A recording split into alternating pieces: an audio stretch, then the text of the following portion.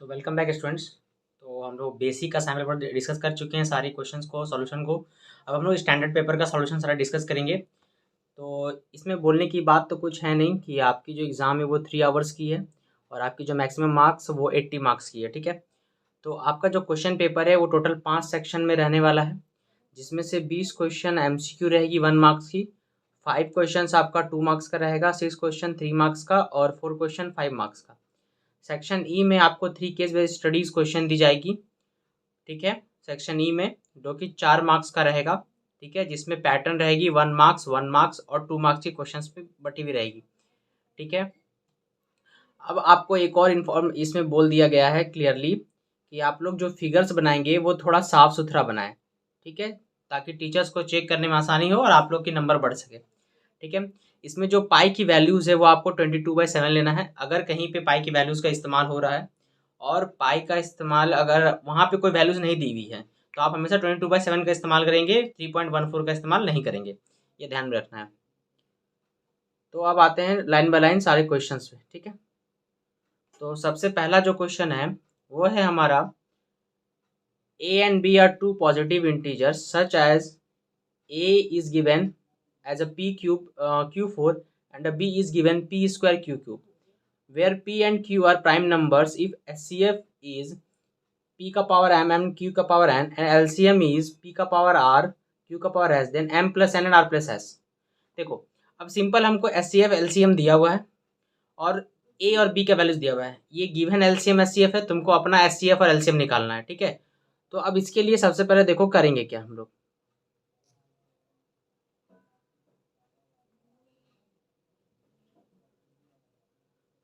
तो सबसे पहले क्वेश्चन देखो, इसको बनाएंगे कैसे। तो देखो, तो जैसा कि ए का वैल्यूज क्या दिया हुआ है, पी का क्यूब और क्यू का पावर 4, ये हमारा दिया हुआ है। अब बी दिया हुआ है पी स्क्वायर क्यू क्यूब। अब हम लोग जानते हैं कि जब भी प्राइम नंबर्स होते हैं तो जो एच निकलती है वो होती है दोनों में कॉमन कितनी है। तो अगर इसमें देखो, अगर हम लोग सिंपल बोलें कि अगर इसमें पी स्क्वायर मिनिमम आपकी कितनी है, दोनों में मिनिमम आपका पी स्क्वायर कितना है, मिनिमम कितना है पी स्क्वायर। तो आप दोनों में जो कॉमन होगा, एस सी एफ मीन्स क्या, हाईएस्ट कॉमन फैक्टर, तो दोनों में कॉमन क्या आपका पी स्क्वायर। तो सिंपल आपका जब ये क्यू स्क्वायर कॉमन है तो पी स्क्वायर कॉमन है और क्यू क्यूब कॉमन है, तो हमारा जो एस सी एफ है वो क्या हो जाएगा, पी स्क्वायर क्यू क्यूब। और अगर हम लोग सिंपल बात कर लें कि अगर ये एस सी एफ हम लोग निकाले और एक गिवन एस सी एफ भी है, तो कंपेयर करेंगे तो एम का वैल्यू 2 और एन का वैल्यू क्या निकला 3। अब उसी तरह एलसीएम दिया हुआ है, एलसीएम कैसे निकल गया, पी का पावर क्यूब और क्यू का पावर 4, क्योंकि एलसीएम जो होता है वो हाईएस्ट पावर को देखते हैं, किस पावर को, हाईएस्ट पावर को देखा जाता है। तो और हम लोग का जो गिवन एलसीएम है वो सिंपल क्या है, गिवन एलसीएम है पी का पावर आर क्यू का पावर एस। तो सिंपल आर और एस इससे कंपेयर करके निकल गया R3 और एस R4। अब सिंपल हमको एम प्लस एन और आर प्लस एस पूछा है, तो हम लोग क्या करेंगे, सिंपल एम एन और आर एस जो वैल्यूज निकाले उसको क्या करेंगे, पुट कर देंगे। तो एम प्लस एन यानी 3 + 2 यानी 5 और आर प्लस एस निकालेंगे तो 7, तो 7 5 कितना हो गया 35। तो हम लोग का क्या हो जाएगा, ऑप्शन सी। अगर क्वेश्चन नंबर 2 पे आते हैं,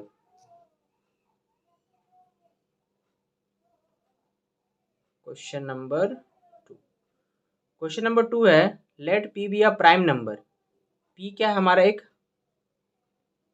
प्राइम नंबर है और क्वाड्रेटिक इक्वेशन है of its having its roots as a factor of p. मतलब p कोई प्राइम नंबर है और जो क्वाड्रेटिक इक्वेशन हमको बनाना है वो p का फैक्टर्स होना चाहिए। तो सिंपल जो प्राइम नंबर है उसके फैक्टर्स कितने होते हैं, वो खुद और इटसेल्फ और 1। तो सिंपल इसके दो फैक्टर्स हो गए, पहली फैक्टर्स क्या हुई, 1 और खुद। तो सिंपल हम लोग अब इसका सॉल्यूशन देखते हैं कैसे बनाएंगे। तो जैसा कि p हमारा क्या है, एक प्राइम नंबर है, तो इसके जो फैक्टर्स है क्या होंगे, सिर्फ 1 और p होंगे। तो हम लोग जब ये फैक्टर से यही इसके क्या बोले गए, रूट्स बनानी है हमें किसी क्वाड्रेटिक इक्वेशन की। जब रूट बनानी है तो हम सबसे पहले ये क्या होगी, एक अल्फा हो गई एक बीटा। तो सम ऑफ रूट्स क्या होगा 1 + p and product of roots 1 × p that is p। तो क्वाड्रेटिक इक्वेशन क्या होता है, x² minus sum of roots x plus product of roots equal to 0। तो हम लोग क्या करेंगे, सम ऑफ रूट्स की जगह जो हम लोग निकाले 1 + p बैठा देंगे और प्रोडक्ट ऑफ रूट्स की जगह p बैठा देंगे। तो इससे हम लोग ऑप्शन मिलाएंगे, तो ऑप्शन क्या हो जाएगा हम लोग का, b हो जाएगा। अब आते हैं हम लोग next question number 3। Question number 3 है, if alpha and beta are the zeros of a polynomial. If alpha beta are the zeros of the polynomial, alpha plus beta and alpha equal to alpha beta is given. This is main important part. ये हमारा given part है. अब हम लोग इस equation से alpha plus beta और alpha beta निकाल सकते हैं. अब दोनों को कंपेयर करके हम लोग क्या करेंगे, पी की वैल्यू निकाल लेंगे. ठीक है, तो अब देखो कैसे बनाएंगे.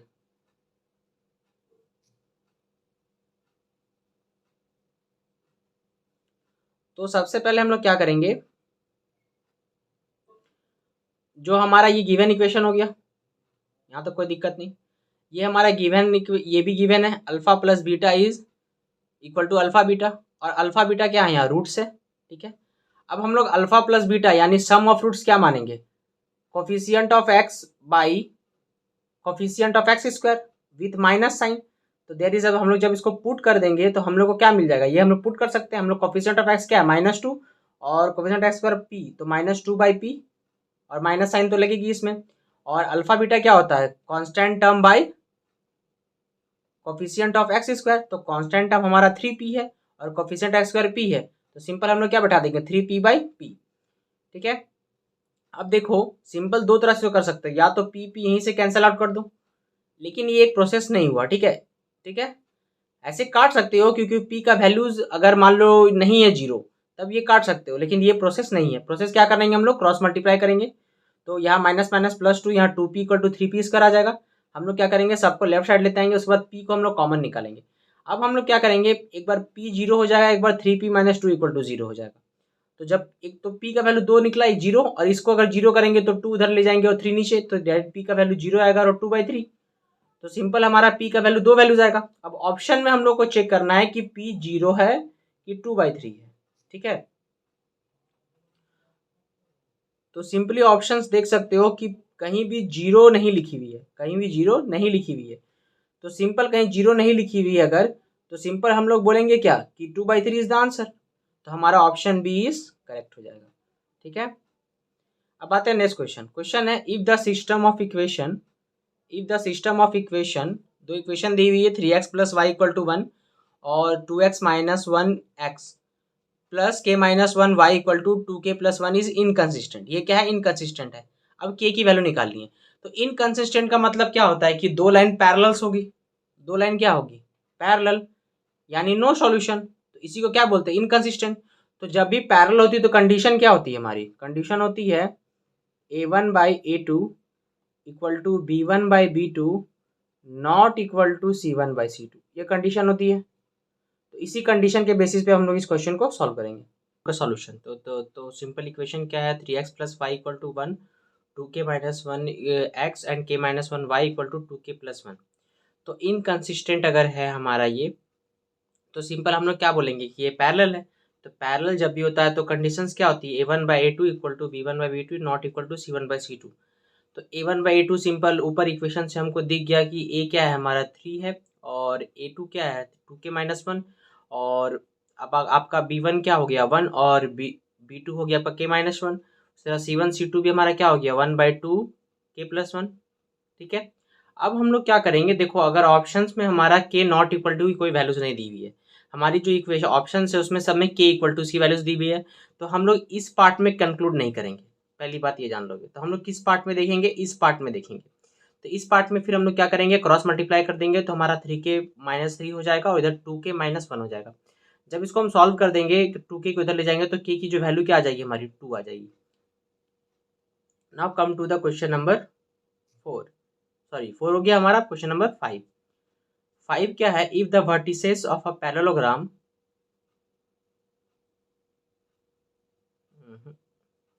if the vertices of a parallelogram PQRS are in the order PQR is given the coordinates of vertex X.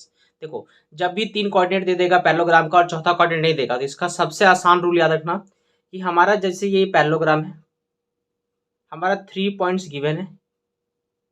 ठीक है, हमको ये पॉइंट निकालना है. तो जो इसका प्रॉपर्टी यूज करेंगे वो हम लोग यूज करेंगे कि डायगोनल्स ऑफ ए पैरेललोग्राम क्या होता है, इंटरसेक्ट करता है, एक दूसरे को बाइसेक्ट भी करता है. ठीक है, तो हम लोग क्या करेंगे, ये जो गिवन पॉइंट है उससे ओ का कोऑर्डिनेट निकालेंगे, और ये जो हमारे गिवन पॉइंट नहीं है जो निकालना है हमको, उसको एक्स वाई मान लेते हैं. तो इस पॉइंट और इस पॉइंट का हेल्प से हम पहले ओ निकालेंगे और इस पॉइंट और इस पॉइंट का हेल्प से फिर ओ निकालेंगे। तो दोनों के ओ को कंपेयर कर देंगे तो हमारा एक्स और वाई का वैल्यू क्या क्या होगा, निकल जाएगा। तो कोऑर्डिनेट्स हम लोग क्या निकल जाएगी। तो देखो अब कैसे बनाएंगे, समझ गए कैसे बनाना है। अब देखो सॉल्यूशन देख लो। तो सबसे पहले हम लोग का जो क्वेश्चन है वो सिंपल क्या है, पी क्यू आर एस हमारे क्या पैरेललोग्राम है। तो हम लोग फटाफट पी क्यू आर एस की डायग्राम बना लेंगे।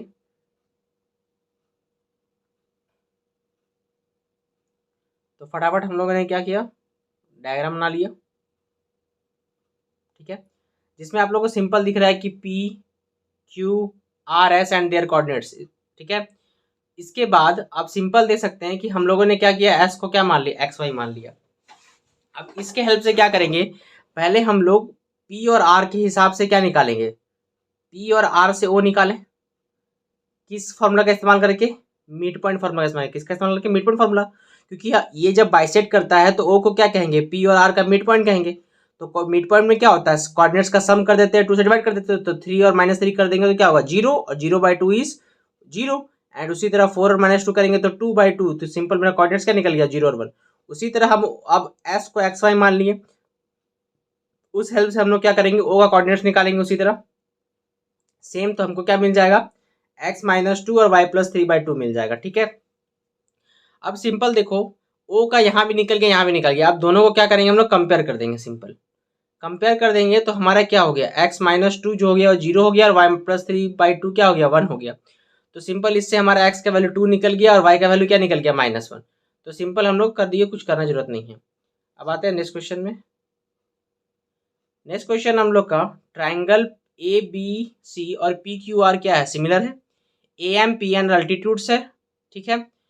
ए बी और पी क्यू स्क्वायर दोनों का स्क्वायर मतलब साइड्स के स्क्वायर के रेशियोज दी हुई है, ठीक है। अगर साइड का स्क्वायर का रेशियो अगर इसका 4:9 है, समझ लो पहले साइड का स्क्वायर का रेशियो क्या है, 4:9। तो साइड का रेशियो का स्क्वायर क्या होगा, 2:3।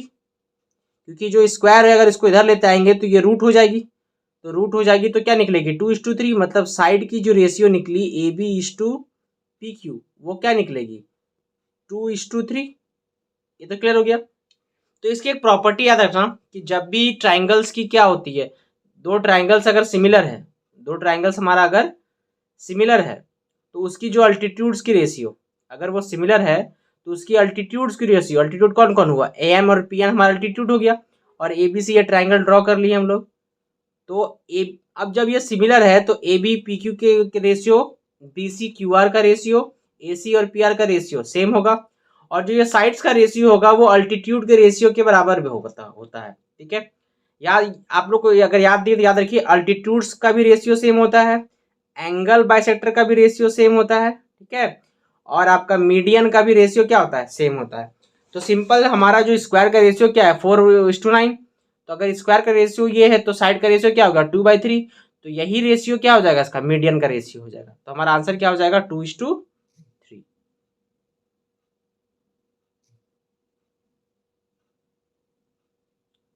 तो आंसर क्या हो गया हम लोग का, 2:3। तो ऑप्शन कौन सी होगी हम लोग की, option D. Now come to the next question.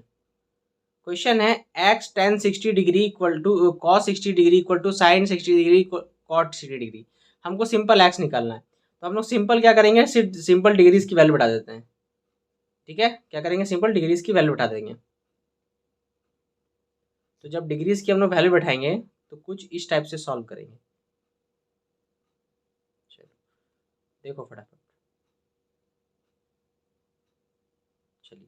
तो सिंपल हम लोग क्या करेंगे, देखो कि x जगह जो हमारा है, x के जगह सिंपल x के जगह x रहेगा हमारा, और tan 60 की वैल्यू क्या होती है, √3 होती है, और cos 60 का क्या होता है, हाफ, ठीक है।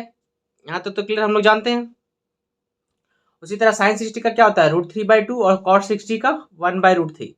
अब हम लोग सब वैल्यूज बैठा दिए। जब सब वैल्यूज बैठाएंगे तो देखो ये √3 कट जाएगा, ये 2 कैंसिल आउट हो जाएगा, इस √3 को इधर लेते आएंगे तो 1/√3 हो जाएगा। तो सिंपल x की वैल्यू क्या आ जाएगी हमारी, 1/√3 आ जाएगी। तो 1/√3 कब होता है, tan 30 डिग्री पे होता है ना। सिंपल हम लोग ये बात जानते हैं। तो tan 30 होता है, तो इसका ऑप्शन क्या हो गया हम लोग का, ऑप्शन बी हो जाएगा इसका answer.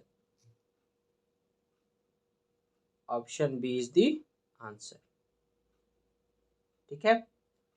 Now come to the next question. Next question is that sine theta plus cos theta हमारा क्या दिया हुआ है √2, तो हमको tan प्लस कॉट पूछा है।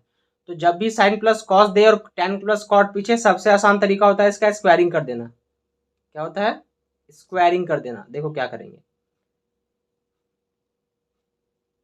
क्वेश्चन नंबर 8 में। सिंपल क्या है हमारा, sign theta plus cos theta is given. हम लोग क्या करेंगे, दोनों तरह स्क्वायरिंग कर देंगे तो होल स्क्वायर आ जाएगा, √2 का स्क्वायर क्या हो जाएगा 2 हो जाएगा। तो sine theta plus cos theta का होल स्क्वायर क्या होता है, A square plus B square plus 2ab वाला फॉर्मूला लगा देंगे तो हमको मिल जाएगा sine square cos square plus 2 sine theta cos theta equal to 2 मिल जाएगा। अब हम लोग जानते हैं साइन स्क्वायर कॉस स्क्वायर का वैल्यू क्या होता है 1 होता है, तो इस वैल्यू को क्या ले जाएंगे उधर, तो 2 - 1 हो जाएगा। तो 2 - 1 का वैल्यू क्या होता है 1।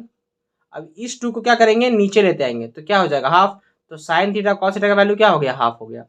देखो इस टाइप का क्वेश्चन बेसिक में भी एक पूछा गया, बेसिक में भी साइड में भी दिया हुआ है।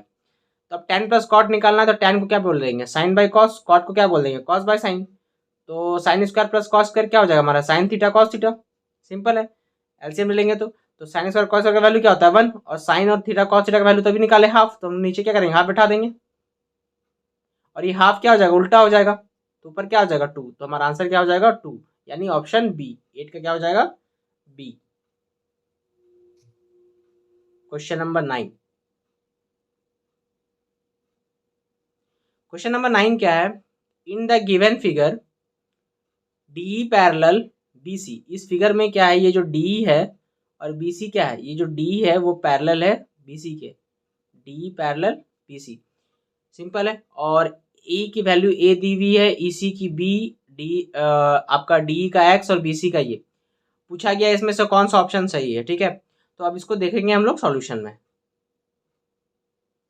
तो क्वेश्चन नंबर 9 का सॉल्यूशन देखने के लिए फटाफट हम लोग फिगर बना लिए। अब फिगर बनाने के बाद क्या करेंगे हम लोग, जो जो वैल्यूज दी हुई है ए का ए, ईसी का बी, बीसी का वाई और डी का एक्स, ठीक है। हमको डी को एक्स दिया हुआ सब, हमको क्या निकाले रिलेशन निकालनी। तो हम लोग जानते हैं कि देखो जब भी ये पैरेलल होती है हमारी, क्या होती है दो ट्राइंगल्स में ऐसी पैरेलल होती है, तो ये जो ट्राइंगल है और ये ट्राइंगल क्या होता है सिमिलर होता है। सिमिलर का कारण क्या है, पहला एंगल है दोनों में कॉमन है और डी और बी क्या होगा बराबर होगा करस्पॉन्डिंग एंगल से। तो सिंपल क्या है ए डी और ए बी सी क्या हमारा सिमिलर होता है। हमको इसमें प्रूफ नहीं करना है इसलिए डिटेल लिखे नहीं है कि ये इसलिए ये सिमिलर है, ठीक है, क्योंकि हमको ऑप्शंस पता नहीं है सिर्फ। तो जब सिमिलर है दैट मीन्स डी और बी सी का रेशियो क्या होगा सेम होगा और ए और ए सी का रेशियो क्या होगा सेम होगा, क्योंकि सिमिलर ट्राइंगल्स में साइड्स की रेशियो क्या होती है सेम होती है। तो सिंपल हम लोग क्या लिख देंगे D by B C equal to A by A C लिख देंगे। उसके बाद क्या करेंगे हम लोग, अब हम लोग सबकी वैल्यूज पुट कर देंगे। ए सी मीन्स क्या ए प्लस बी, ठीक है। अब हम लोग का देखो आंसर यहीं तक हो जाता है, लेकिन ऑप्शन में क्या है इस वाई को यहाँ लिख दिया है, तो हम लोग क्या करेंगे सिर्फ वाई को यहाँ ट्रांसफर कर देंगे, ठीक है। तो हम लोग का जो ऑप्शन है वो क्या मिल जाएगा ऑप्शन नंबर सी, ठीक है। Now come to the question number 10।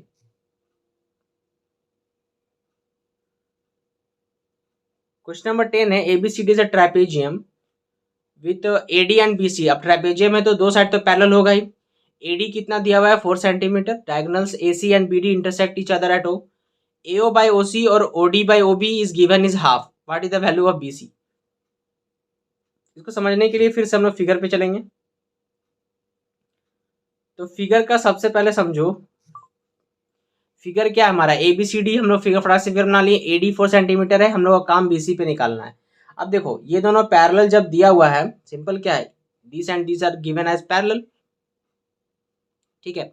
जब सिंपल ये दोनों पैरेलल दे दिया है तो अब देखो कि ये जो बी ओ सी ट्राइंगल है और ए और डी ये क्या है सिमिलर है, हम लोग का क्या है सिमिलर है। क्यों सिमिलर है, पहला वर्टिकली अपोजिट एंगल और ये देखो यहाँ जेड बन रहा है तो ये अल्टरनेट से भी क्या हो जाएगा सिमिलर, तो दो एंगल मिल गया तो ये दोनों ट्राइंगल क्या हो गया सिमिलर। जब ट्राइंगल सिमिलर है तो हम लोग सिंपल लिख देंगे कि ट्राइंगल ए ओ डी और सी ओ भी क्या सिमिलर है, हम समझ गए। तो सिंपल और क्वेश्चन में क्या दिया हुआ है कि A O O C D O O B का रेशियो हाफ दिया हुआ है। तो जब सब ये दोनों इस साइड और इस साइड का रेशियो, इस साइड और इस साइड का रेशियो सेम है, कितना है सेम है और हाफ है, तो सिंपल ए डी और बी सी का रेशियो भी क्या हो जाएगा सेम हो जाएगा। तो ए डी क्या होगा बी सी का आधा होगा, क्योंकि ए ओ ओ सी का आधा, हाफ की रेशियो है ना 1:2 की रेशियो, तो ये 1:2 होगा। तो सिंपल हम लोग क्या करेंगे इसी को भी क्या बोल देंगे, इस चीज को भी ये भी क्या होगा ए डी बी सी के बराबर होगा, A D by B C ratio के बराबर होगा हाफ। तो अब AD का वैल्यू हम लोग 4 बैठा देंगे, उससे हम लोग क्या निकालेंगे, BC क्रॉस मल्टीप्लाई कर देंगे तो BC का वैल्यू क्या आ जाएगा, 8 आ जाएगा। Now come to the next question, question number 12, sorry question number 10 हुई ना, क्वेश्चन नंबर 11 क्या है, if the two tangents incline at an angle 60 degree, मतलब दो टेंजेंट्स है जो सर्कल पे बन रही है, इसके दोनों के बीच के एंगल्स कितनी 60 डिग्री, रेडियस है 3 centimetre, what is the length of इस टेंजेंट, टेंजेंट की हम लोग को लेंथ निकालनी। तो यहाँ पे हम लोग को सिंपल क्या इस्तेमाल करना है, ट्रिग्नोमेट्री इस्तेमाल करना है, ठीक है। अब हम लोग चलते हैं सॉल्यूशंस। तो चलते हैं अब सॉल्यूशन। तो सॉल्यूशन में सिंपल हम डायग्राम बना दिए कि पी ए और पी बी क्या हमारा टेंजेंट्स है और ओ ए ओ बी क्या हमारा रेडियस है। रेडियस हम लोग का 3 सेंटीमीटर दिया हुआ था। तो सिंपल जब ये टोटल 60 डिग्री है तो 30 में पार्ट हो जाएगा। हम लोग पढ़ेंगे प्रॉपर्टी है सर्कल का, ठीक है। तो सिंपल ये पढ़ चुके हैं। तो अब देखो हम लोग simple P A O triangle ले लेंगे। कौन ट्राइंगल लेंगे, पी ओ ट्राइंगल। देखो अब सिंपल ये ट्राइंगल इस टाइप का ये ट्राइंगल बन जाएगा, राइट ट्राइंगल ले लिए, जिसमें से रेडियस है 3 सेंटीमीटर और ये एंगल है 30 डिग्री। तो सिंपल हम लोग यहाँ क्या इस्तेमाल करेंगे, ट्रिग्नोमेट्री।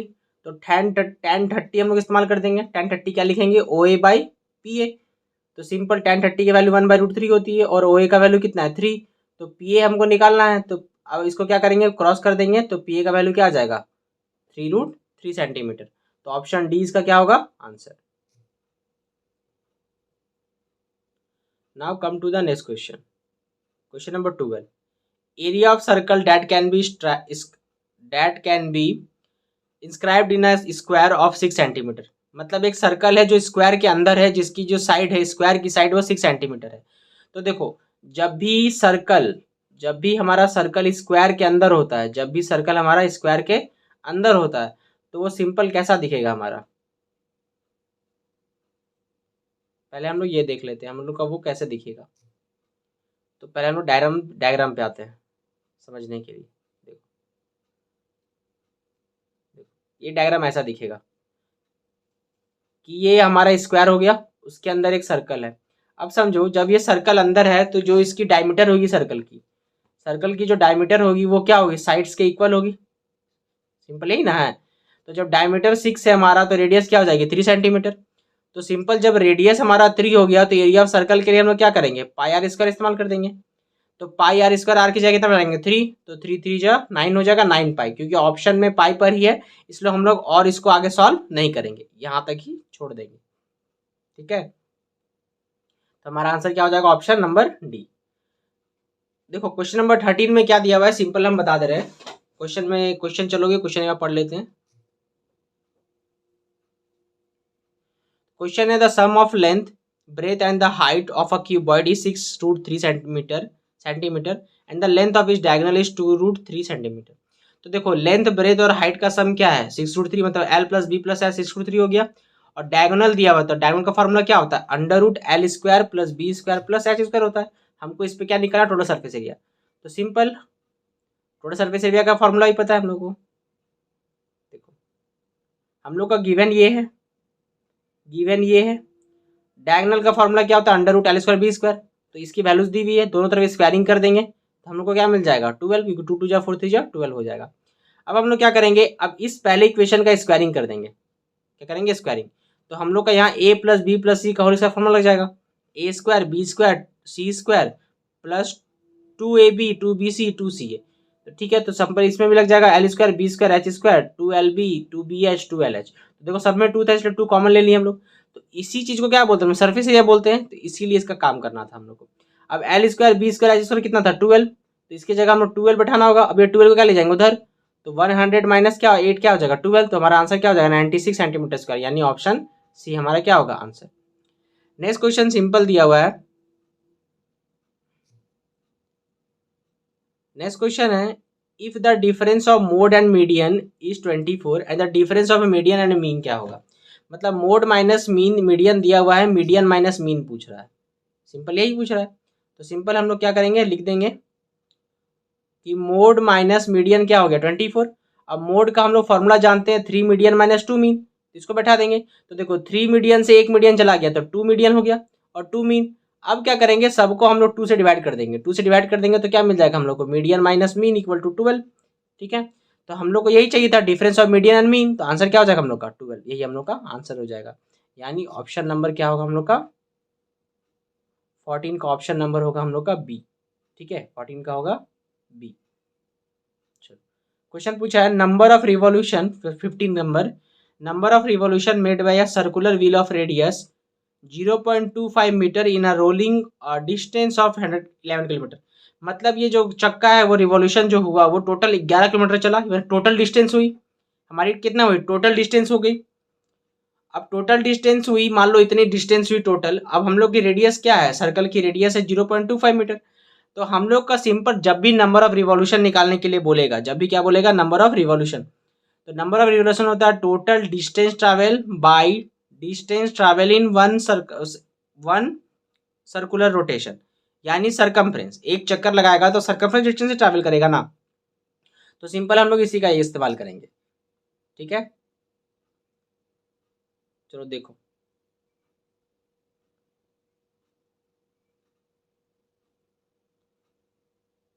तो नंबर ऑफ रिवॉल्यूशन क्या हो जाएगा, total distance by distance in one revolution या सरकमफ्रेंस सिंपल बोलो। तो टोटल डिस्टेंस हमारा कितना 11 किलोमीटर, और जो हमारा डिस्टेंस है वो सरकमफ्रेंस क्या होगा 2 पाई आर। तो अपना सिंपल 11 किलोमीटर है और नीचे क्या है 2 पाई आर, तो 0.25 मीटर है। अब देखो ऊपर किलोमीटर है नीचे मीटर है, तो ऊपर क्या करेंगे हम लोग थाउजेंड से इंटू कर देंगे, तो 11,000 मीटर लिखेंगे उसको। ठीक है, और हम लोग क्या पता ही है, अब ये 7 कहाँ हो जाएगा, ऊपर चला जाएगा। तो जब हम लोग सब कुछ काट कूट देंगे, यानी सिंपल काटेंगे, अगर हम लोग देख लो सिंपल काटे तो देखो 25 से ये कट जाएगा 4 बार में। ठीक है, और ये 4 और ये 4 कट गया। अब देखो 11 से ये 2 बार में कट जाएगा, ये 2 और 2 4 से यहाँ जो 4 है वो कट जाएगा। तो हम लोग का 7,000 क्या हो जाएगा आंसर। ठीक है, तो मतलब टोटल उसको कितना 1000 रिवोल्यूशन करना पड़ेगा, 7,000 बार अगर घूमेगा तब वो 11 किलोमीटर डिस्टेंस ट्रैवल करेगा। ठीक है, now come to the next question. Question number 16, for the following distribution, class क्या हमारा 0 से 5, 5 से 10, 10 से 15, 15 से 20, 20 25। मीडियन और मॉडल क्लास दोनों का लोअर लिमिट पूछा है, दोनों का लोअर लिमिट पूछा है। तो मॉडल क्लास के लिए तो ईजी है। मॉडल क्लास किसको बोलते हैं, जिसका फ्रीक्वेंसी ज़्यादा होता है। तो यहाँ पे फ्रीक्वेंसी ज़्यादा 20 का, तो यही हमारा मॉडल क्लास हो गया। तो मॉडल क्लास का लोअर लिमिट यानी आंसर इसका क्या हो गया 15, मॉडल क्लास का काम हो गया। मीडियन क्लास के लिए हम लोग को क्या निकालना पड़ता है, CF निकालना पड़ता है, मतलब क्यूमुलेटिव फ्रीक्वेंसी हमको निकालनी पड़ेगी। चलो इसके लिए सबसे पहले हम लोग टेबल तैयार कर लेंगे। अब बोलोगे सर एग्जाम में 1 मार्क्स के लिए तो नहीं करेंगे, नहीं एग्जाम में रफली करोगे, रफली जैसे 10 10। अब हम लोग क्या करेंगे, ठीक है रफली करोगे तो सिंपल क्लास में क्या करेंगे, क्लास इंटरवल लिख दिए हैं, फ्रीक्वेंसी लिख दिए हैं, क्योंकि हम लोग समझाना था इसलिए ऐसा कर रहे हैं। तो CF कैसे लिखते हैं बताइए, पहला का पहला लिखेंगे, फिर ऐसे क्रॉस एडिंग करते चलते हैं ना। क्रॉस एडिंग करते करते जो लास्ट में आती है इसी को हम लोग क्या बोलते हैं, एन बोलते हैं, यानी टोटल फ्रीक्वेंसी बोलते हैं। क्या बोलते हैं, टोटल फ्रीक्वेंसी। तो इसको भी प्लस करोगे तो ये 66 ही आएगा। अब क्या करेंगे, जब 66 निकल गया तो इसको 2 से डिवाइड कर देते हैं, n/2 निकाल लेते हैं। n/2 कितने आए हमारी 33। तो जब 33 आया तो हम लोग क्या करेंगे, इससे ज़्यादा वैल्यू ढूंढेंगे क्यूमुलेटिव फ्रीक्वेंसी में। 33 से हल्का ज़्यादा कौन है, 37। जस्ट जस्ट नेक्स्ट नंबर लेना है हम लोग को। ठीक है, तो 37 जहाँ मिला तो यही हमारा क्या हो गया, मीडियन क्लास। ये हमारा क्या हो गया, मीडियन क्लास। मॉडल क्लास तो हम लोग ढूंढ लिए थे 15 20, क्योंकि फ्रीक्वेंसी ज़्यादा 20 है, तो यही हमारा क्या कहलाया, मॉडल क्लास। तो ये 2 क्लास मिला हमको। ठीक है, अब दोनों क्लास जब मिल गया, अब दोनों क्लास का क्या बोला था, लोअर लिमिट हमको ऐड करने बोला था। तो लोअर लिमिट कितना है, एक में लोअर लिमिट हमारा 10, एक में 15, तो 10 और 15 प्लस कर देंगे कितना मिल जाएगा 25। तो हमारा आंसर क्या हो जाएगा, option B. Question number 17 number है, 2 die are rolled simultaneously, what is the probability of getting 6 will come at least once. मतलब 6 एक बार कम से कम आना चाहिए। तो देखो जब भी दो डाई को,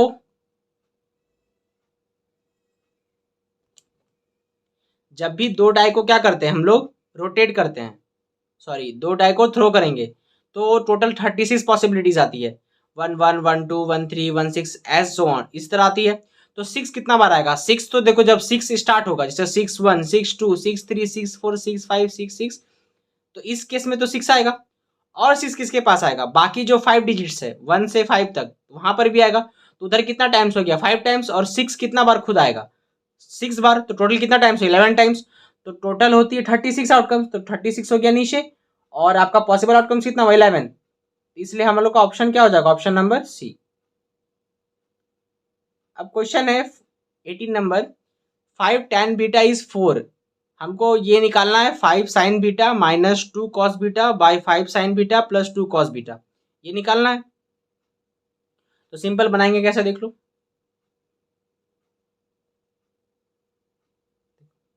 देखो जब 5 tan बीटा, जब 5 tan बीटा इज 4 है तो tan बीटा क्या हो जाएगा 4/5, 5 को नीचे कर देंगे। अब क्या करेंगे, ये जो वैल्यू हमारा जब भी साइन कॉस दिखेगा और tan दे देगा, जब भी साइन कॉस दिखेगा और tan दिख देगा, तो सबसे पहले न्यूमरेटर डिवाइड क्या करते हैं, कॉस से डिवाइड कर देते हैं। तो साइन को कॉस से डिवाइड करेंगे तो tan बन जाएगा, कॉस को कॉस से डिवाइड करेंगे तो ये कट जाएगा। तो कुछ इस टाइप का आपको दिखने लगेगा। अब हम लोग क्या करेंगे, tan बीटा का वैल्यू यहाँ पुट कर देंगे। tan बीटा का वैल्यू जैसे ही पुट करेंगे तो 4/5 वैल्यू पुट कर देंगे। तो देखो 5 कैंसिल आउट हो जाएगा, 5 कैंसिल हो जाएगा, 4 - 2 = 2 एंड 4 + 2 = 6। तो ऊपर 2 है नीचे 6 है, तो 2 को टेबल से काट देंगे 1 और 3 बार में, तो हमारा आंसर क्या आ जाएगा 1/3, यानी ऑप्शन ए। ये हमारा क्वेश्चन 18 का आंसर। अब आते हैं क्वेश्चन नंबर 19। तो पता ही है जैसे 19 और 20 क्या हमारा असर्शन और रीजनिंग है, क्या है, असर्शन और रीजनिंग। तो अब देखो क्वेश्चन सिंपल है, product of two numbers are given and HCF is given, then LCM क्या होगा। देखो दो नंबर का प्रोडक्ट और एलसीएम एचसीएफ एलसीएम का प्रोडक्ट अगर सेम है, अगर सेम है तो हम लोग क्या बोलेंगे कि ये जो स्टेटमेंट है वो सही है। तो हम लोग क्या करेंगे, सिंपल 17 और इसका प्रोडक्ट निकाल लेंगे। 17 और 34 का क्या निकालेंगे प्रोडक्ट, अगर प्रोडक्ट इसका और उसका सेम होगा डैट मीन्स हमारा जो पहला स्टेटमेंट है वो सही होगा। यहाँ तक क्लियर है। तो हम लोग चेक कर लेते हैं कि दोनों स्टेटमेंट क्या सही है। तो पहले ए की बात करते हैं। तो देखो जब हम लोग एचसीएफ एलसीएम को इंटू किए तो वैल्यू कितना आया 5760 और प्रोडक्ट भी कितना दिया 5760, मतलब असर्शन हम लोग का क्या है, सही है। रीजन में क्या दे दिया है कि HCF is always a factor of LCM. हाँ पता है कि एचसीएफ जो है वो एलसीएम का क्या होता है, फैक्टर होता है, उसी के अंदर आता है। ये स्टेटमेंट सही है। लेकिन देखो अब ए भी सही हो गया, आर भी सही हो गया, लेकिन जो आर है वो ए के लिए सही नहीं है। आर जो स्टेटमेंट दी हुई है वो ए का तो नहीं है, वो तो अलग लाइन है ना। ये कॉन्सेप्ट इस चीज में तो काम नहीं करती है। इस चीज में जो कॉन्सेप्ट काम करती है वो कौन सी करती है, HCF into LCM equal to product of two numbers, ठीक है। तो यहाँ पे दोनों सही है बट आर जो है इसका एक्सप्लेनेशन नहीं है, R is not the explanation of A, समझ गया। इसलिए हम लोग को ऐसा ऑप्शन ढूंढना है कि दोनों सही है और एक का दोनों लेकिन वो एक्सप्लेनेशन नहीं है। तो इसके लिए ऑप्शन बी हो गया हम लोग का सही, क्योंकि दोनों ट्रू है और आर जो है वो एक्सप्लेनेशन नहीं है असर्शन का, ठीक है। तो ऑप्शन बी इसका आंसर होगा। स्टेटमेंट अब आते हैं 20 नंबर। 20 में क्या, if the coordinates of the midpoints of A B and A C, देखो ए बी और ए सी का क्या कोऑर्डिनेट्स दे दिया है डी और ई, और बी सी 20 यूनिट, ठीक है। और रीजन क्या दिया था, line segment joining the mid point of two sides is parallel to the third side and equal to half point. देखो ये स्टेटमेंट कुछ कुछ इससे मिल रहा है क्योंकि मिड पॉइंट वाला ये थ्योरम है। मिड पॉइंट थ्योरम में क्या बोलता है, अगर हमारा कोई ट्राइंगल है, इसका मिड पॉइंट अगर मिला देते हैं तो ये जो होगा इसके पैरेलल होगा और ये जो होगा इसके हाफ होगा, ठीक है। तो अब जब इस ट्राइंगल में दिया हुआ है ए बी सी डी, ठीक है, ए बी सी दिया हुआ है हमारा, तो हम लोग क्या करेंगे, सबसे पहले बी सी दिया हुआ है, हम लोग सबसे पहले डी लेंथ निकालेंगे और देखेंगे क्या डी इसका आधा है, डी जो डिस्टेंस है वो क्या इसका हाफ है। ये देखो रीजन इसका सही है, रीजन इसी का सही है और एक्सप्लेनेशन है, मतलब ये जो है इसका एक्सप्लेनेशन है। अब हमको सिर्फ चेक करना है कि एजर्सन ट्रू है या फॉल्स है। तो एजर्सन ट्रू है या फॉल्स है उसके लिए देखो कॉपी में। तो सबसे पहले हम लोग डी का डिस्टेंस निकालेंगे। तो डी कैसे निकलेगा, वही डिस्टेंस फार्मूला से। तो जब डिस्टेंस फार्मूला से हम लोग डी निकाल लेंगे तो हम लोग का वैल्यू कितना मिलेगा 10 यूनिट्स, मतलब ये एजर्सन 10 यूनिट्स ये 20 यूनिट्स, तो डी क्या है हाफ है, मतलब ए भी सही आर भी सही, और आर क्या है ए के बारे में ही बता रहा है, आर के इस्तेमाल से ना हम लोग ए बनाए। दैट मीन्स हम लोग का जो ऑप्शन क्या होगा इस बार, ऑप्शन ए हो जाएगा। ऑप्शन ए क्या है हमारा कि दोनों सही है और आर ही उसका एक्सप्लेनेशन है, तो 20 का ए हमारा सही होगा। Now come to the next question. Question है 49x + 51y = 499 and 51x + 49y = 501. What is the value of x and y? ये सिंपल है, जब भी कोफिशिएंट एक्सचेंज होगी, जब भी कोफिशिएंट्स एक्सचेंज होगी, जैसे x के आगे 49 y के आगे 49 आ गया, जब भी ऐसा केस आएगा तो सिंपल याद रखोगे दोनों इक्वेशंस को क्या करेंगे, एक बार ऐड करेंगे और एक बार सब्ट्रैक्ट करेंगे। तो सिंपल देखो ये इक्वेशन है हमारा, अब इक्वेशन है हमारा, दोनों इक्वेशन को क्या करेंगे पहले एक बार ऐड कर देंगे। जब ऐड कर देंगे तो क्या हो जाएगा हमारा 49 + 51 हमारा हो जाएगा 100x और इधर हो जाएगा 100y। अब इधर कितना है, ऐड करेंगे तो 1000। सबको देखो 100 से डिवाइड कर देंगे, 100 से डिवाइड कर देंगे तो x + y = 10 मिल जाएगा हम लोग को। उसी तरह क्या करेंगे, अब माइनस करेंगे। जब माइनस करेंगे तो हम लोग को मिलेगा -2x + 2y = -2 मिल जाएगा। अब इसी तरह हम लोग सब क्या करेंगे, 2 से डिवाइड कर देंगे तो हम लोग इक्वेशन 4 मिल जाएगा। अब क्या करेंगे, हम लोग 3 और 4 को प्लस कर देंगे ताकि x और x क्या हो जाए, कैंसिल आउट हो जाए। जब प्लस कर देंगे तो y क्या हो जाएगा, हमारे 2y हो जाएगी और 10 और -1 कितना हो जाएगा, 9 हो जाएगा। तो इससे हमारा 2y जब 9 है तो y कितना हो जाएगा, 9/2। अब हम लोग क्या करेंगे, इस y का वैल्यू हम लोग इस इक्वेशन में पुट कर देंगे तो x की वैल्यू क्या निकलेगी, 10 - 9/2 यानी 11/2 हमारी क्या हो जाएगी, इसकी आंसर हो जाएगी 21 का। तो 21 का y क्या होगा, 9/2 और x क्या होगा, 11/2। नाउ क्वेश्चन नंबर 22 है, in the figure AD by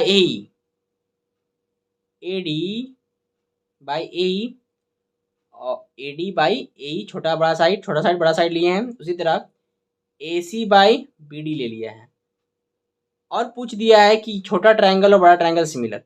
तो देखो यहाँ कंफ्यूजिंग करने वाली बात कुछ नहीं है, छोटा और एक बड़ा साइड दिया हुआ है, इधर बड़ा साइड और ये साइड दिया हुआ है। मतलब ये साइड क्या होगा, इसके साइड बराबर करना होगा हमको, क्योंकि ये साइड नहीं ना चाहिए हमको, ये साइड चाहिए। तब सिंपल हम लोग बोल देंगे एस एस से क्या है, सिमिलर है। और एक एंगल तो मिल ही जाएगी कॉमन, क्योंकि कॉमन एंगल ये दिख रहा है ना, इस ट्रायंगल और इस ट्रायंगल में आपको, सिंपल। तो इसके लिए देखो, अब ये इस ट्रायंगल में समझ लो, फिर बताते हैं बनाएंगे कैसे। तो इस ट्रायंगल में 1 और 2 दिया हुआ है बराबर, तो 2 का अपोजिट ये, 1 का अपोजिट ये, बराबर हो गया। That means A B D के जगह हम लोग ए बी का इस्तेमाल हम लोग कर सकते हैं। अब देखो इसको बनाएंगे कैसे, कॉपी में लिखेंगे कैसे।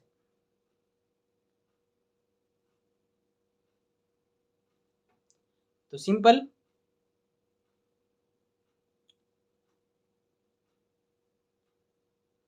वही बात बोले। तो सबसे पहले हम लोग क्या ले लेंगे, जो गिवन हम लोग लिख दिए। गिवन लिखने के बाद टू शो, क्या शो करना है वो लिख दिए। अब देखो इन ट्रायंगल BAD हम लोग क्या ले लेंगे, इन ट्रायंगल BAD लेंगे जैसा बोले, जिसमें 1 और 2 बराबर है तो अपोजिट साइड भी क्या होगा, बराबर होगा। तो एंगल 1 2 बराबर है तो BD AB बराबर हो गया। प्रॉपर्टी रीजन क्या है, sine opposite to equal angle is also equal. अब हम लोग क्या आ जाएंगे, तो अब देखो BD AB बराबर है तो सिंपल अब हम लोग छोटा ट्रायंगल और बड़ा ट्रायंगल लिख सकते हैं। तो पहले लिखेंगे AD by AE और AC by AB लिख देंगे, क्योंकि हम लोग BD के जगह, इस BD के जगह AB का इस्तेमाल कर सकते हैं। और हम लोग को देखो एंगल 1 क्या है, दोनों में कॉमन है, तो ये हमारा एस से क्या हो गया, सिमिलर हो गया। तो हम लोग को सिमिलर करना था तो हो गया। अब आते हैं हम लोग नेक्स्ट क्वेश्चन में।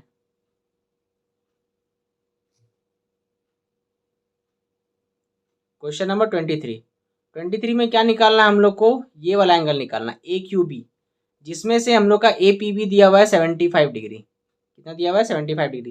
देखो एक प्रॉपर्टी है, पर इसको समझ लो, ये प्लस ये हमेशा क्या होगा, 180 होगा। क्यों होगा, क्योंकि देखो ये टेंजेंट है, तो ये दोनों 90 90 180, सबका सम क्या होता है 360। तो सिंपल होता है कि ये और ये क्या होगा, हमेशा 90 होगा। ये प्रॉपर्टी है सर्कल का और टेंजेंट का, ठीक है।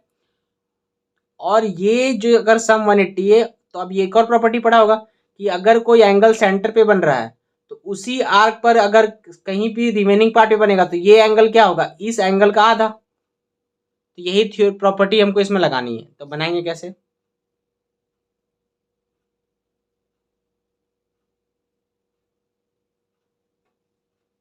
सिंपल फिगर हम लोग फटाफट बना लिए। अब हम लोग जैसा बोले कि angle APB plus angle AOB, मतलब ये एंगल और ये एंगल क्या होगा, 180, वही चीज को लिख दिए। तो ये प्रॉपर्टी ऑफ सर्कल और टेंजेंट की है, ठीक है। अब हम लोग ये APB का वैल्यू बैठा दिए, जिससे हम लोग का AOB कितना निकल गया, 105 डिग्री, ठीक है। अब हम लोग को पता है, अभी बोले कि AQB जो एंगल होगा वो क्या होगा, इसका आधा होगा, ठीक है। अब ये इसका आधा क्या होगा, ये प्रॉपर्टी है इसकी, तो सिंपल AQB क्या हो जाएगी, 105 का आधा। तो ये हमारा इसका क्या हो जाएगा, आंसर 23 का। Now come to the question number 24।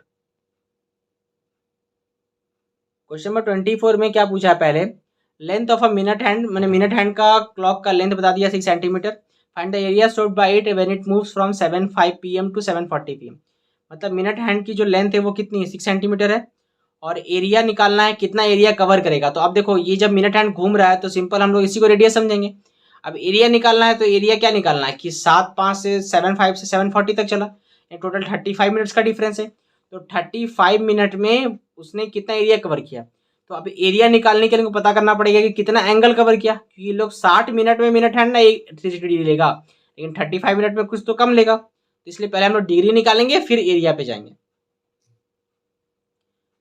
तो डिग्री निकालने के लिए सिंपल हम लोग को पता ही है, वही इस्तेमाल करेंगे, लिखेंगे सेंटेंस। सिंपल हम लोग जानते क्या है कि मिनट हैंड जो है 60 मिनट में 360 डिग्री मूव करता है। तो 35 मिनट में क्या निकलेगा हमारा 210 डिग्री।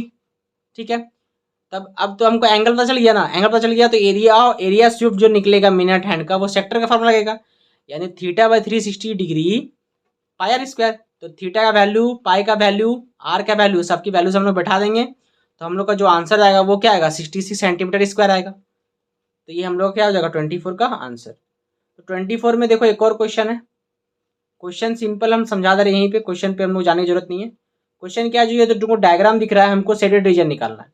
तो देखो यहाँ सिंपल देखो, यहाँ पे जो शेडेड रीजन है ये थोड़ा सर्कल, ये थोड़ा सर्कल, ये थोड़ा सर्कल, थोड़ा सर्कल है। पता है हम लोग को चारों कोऑर्डिनेटर का एंगल का सम कितना होता है 360 डिग्री। मैंने 360 डिग्री को हम लोग क्या बोलते हैं, एक सर्कल बोलते हैं ना। मतलब ये जो शेडेड रीजन है वो क्या है, एक सर्कल है। तो सिंपल हमको एरिया ऑफ सर्कल निकालना है। ठीक है, तो इसका जो रेडियस दिया हुआ है सिंपल दे दिया 7।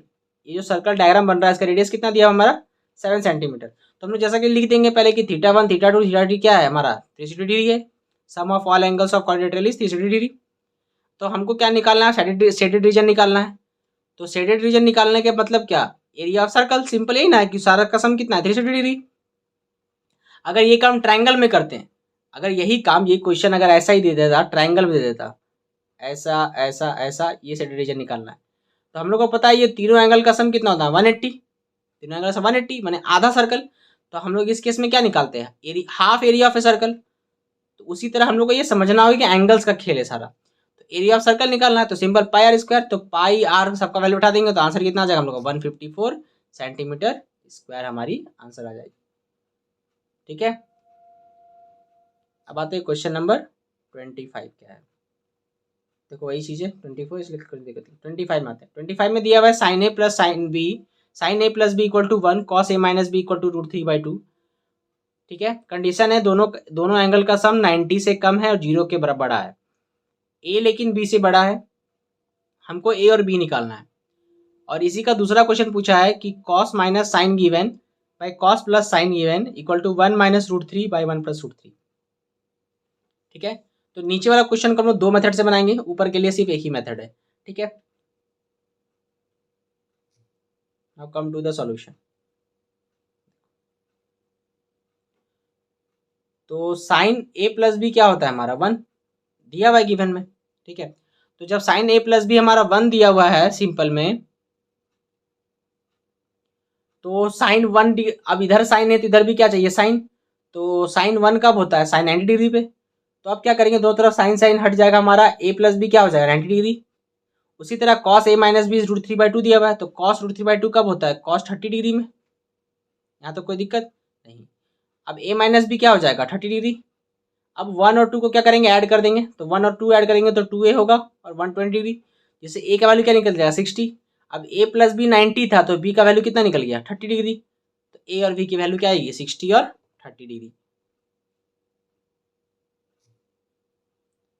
और एक और क्वेश्चन तो हम लोग बोले थे कॉस माइनस साइन, तो उसके दो प्रोसेस से बनाएंगे। देखो ये मेथड 1 फिर जाएंगे मेथड 2 में।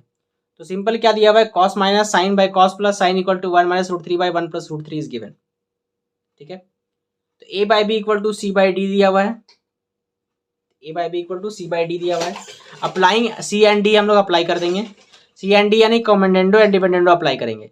कॉमेंडेंडो एंड डिपेंडेंडो क्या होता है सिंपल समझो, A by B equal to C by अगर डी वाई दिया हुआ है। ठीक है, तो कॉमेंडेंडो डिपेंडेंडो अप्लाई करने का मतलब क्या होता है, न्यूमरेटर ऊपर नीचे लिखेंगे और डिनोमिनेटर एक बार प्लस में माइनस में लिख देते हैं। ठीक है, यही इसका मेथड है। तो हम लोग यही किए, जो न्यूमरेटर है कॉस माइनस साइन को एक बार ऊपर एक बार नीचे लिखें और नीचे वाले को डिनोमिनेटर के बार प्लस में लिखें एक बार माइनस में लिखें। ठीक है, अभी देखो ये ऊपर है ये नीचे है, उसी तरह इसको न्यूमरेटर को ऊपर नीचे लिख दिए और डिनोमिनेटर को एक बार प्लस में एक बार माइनस में लिखे।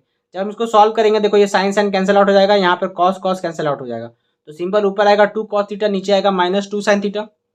ठीक है, तो देखो ये 2 और 2 यहाँ कैंसिल आउट, यहाँ 2 और 2 इस तरह कैंसिल आउट। तो सिंपल कॉस बाय साइन क्या, देखो ये माइनस माइनस भी कैंसिल आउट है ना। तो कॉस बाय साइन क्या होता है कॉट, और यहाँ क्या बचा 1/√3। तो 1/√3 का वैल्यू क्या होता है कॉट 60 डिग्री। तो कॉट कॉट हट गया तो थीटा क्या निकल गया 60 डिग्री। इसका एक और मेथड है, देखो एक और मेथड क्या है, सिंपल कंपेयरिंग। अब हम लोग क्या करेंगे, जो गिवन इक्वेशन है हम लोग का कॉस माइनस साइन और कॉस प्लस साइन, उसको सबको कॉस से डिवाइड कर देंगे। जब कॉस से डिवाइड कर देंगे तो सिंपल हम लोग क्या मिलेगा 1 minus ten by 1 plus ten. Right में है दो तो कंपेयर कर दो तो टेन थीटा क्या हो गया √3 है ना। तो थीटा क्या निकल गया हमारा 60 डिग्री, क्योंकि टेन √3 कब होता है हमारा 60 डिग्री पे होता है, इसीलिए हम लोग का क्या कहेंगे थीटा क्या निकल गया 60 degree. Now come to the next question, question number 26। Question number 26 है हमारा, √3 is irrational number, prove that 5 + 2 √3 is irrational. हमको ये प्रूव करना है, ठीक है। तो पता ही है इरेशनल कैसे बनाते हैं। इरेशनल लाने का तरीका सिंपल है कि इरेशनल जब बोला है तो हम लोग क्या मान लेंगे उसको रैशनल मान लेंगे। क्या मान लेंगे रैशनल, फटाफट क्या मान लेंगे रैशनल मान लेंगे। उसके बाद आगे का प्रोसीड्यूर काम करेंगे। तो हम लोग मान लिए कि 5 + √2 √3 क्या है रैशनल है, ठीक है। तो 5 + 2 अगर रैशनल है तो हम लोग इसको क्या बोलेंगे P/Q के फॉर्म में लिख सकते हैं। और P और Q क्या होता है को प्राइम, और Q नॉट इक्वल टू 0। तो सिंपल क्या करेंगे हम लोग 5 को पहले उधर ले जाएंगे और 2 को नीचे कर देंगे, तो इस तरह का हम लोग को फॉर्म मिल जाएगा। तब आप लोग देखो P/Q 2 5 सब क्या इंटीजर्स है। जब सब इंटीजर्स है तो सिंपल ये क्या होगा एक रैशनल होगा ना, एक रैशनल नंबर ना कहेंगे, इंटीजर से बना हुआ क्या कहलाता है रैशनल नंबर्स कहलाता है। अगर ये रैशनल है, ठीक है, तो लेफ्ट में क्या है इरेशनल, क्योंकि √3 गिवन है। तो लेफ्ट में इरेशनल, राइट में rational, is it possible, no possible, according to math it is not possible. तो जो हम लोग मान के चले थे वो क्या निकला गलत निकला।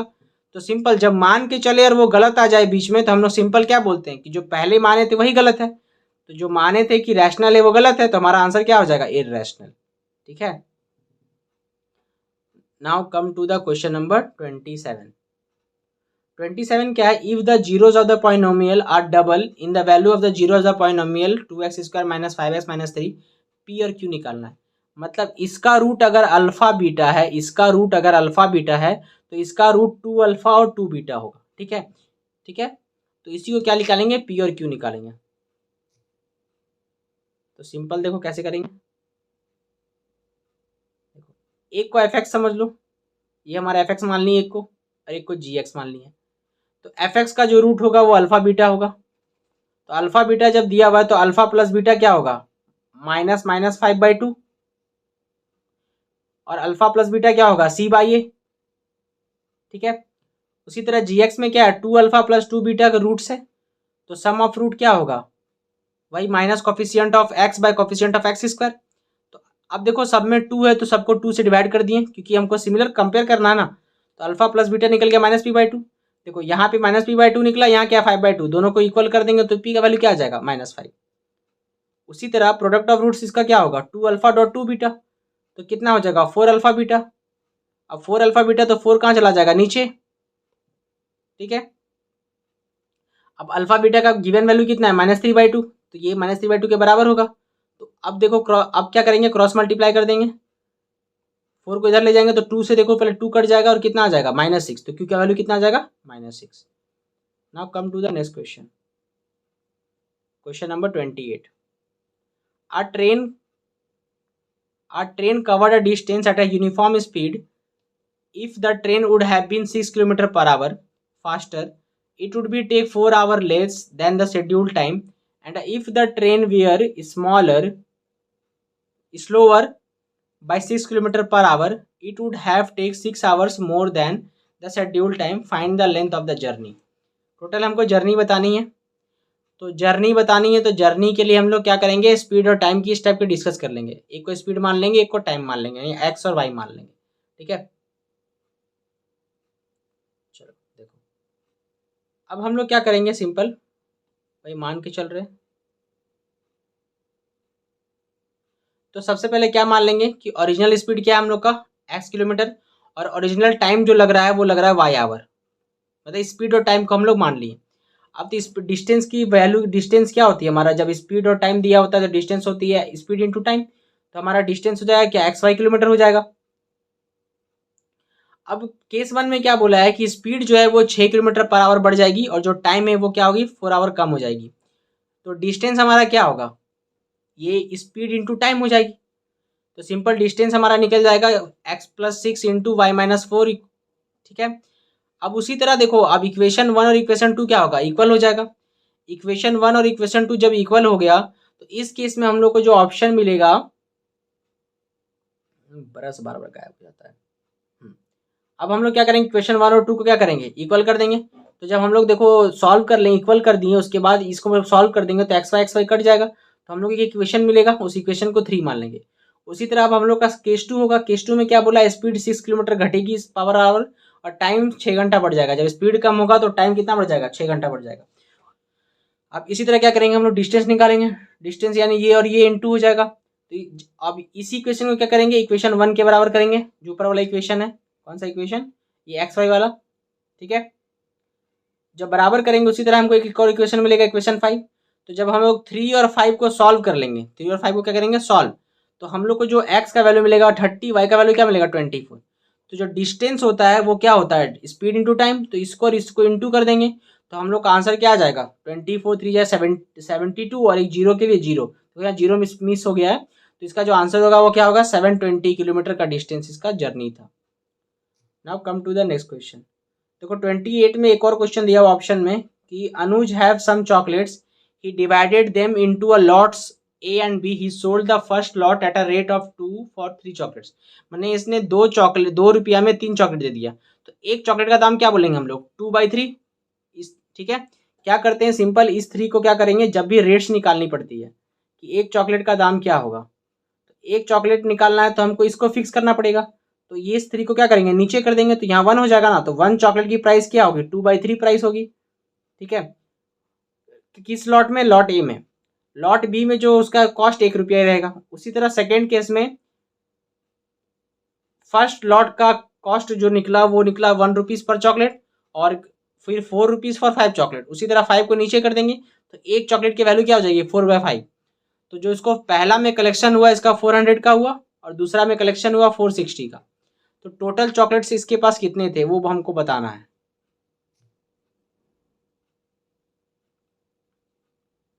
तो सिंपल हम लोग मान लेंगे, let the number of chocolates in lot A and lot B, x और वाई मान लेंगे। ठीक है।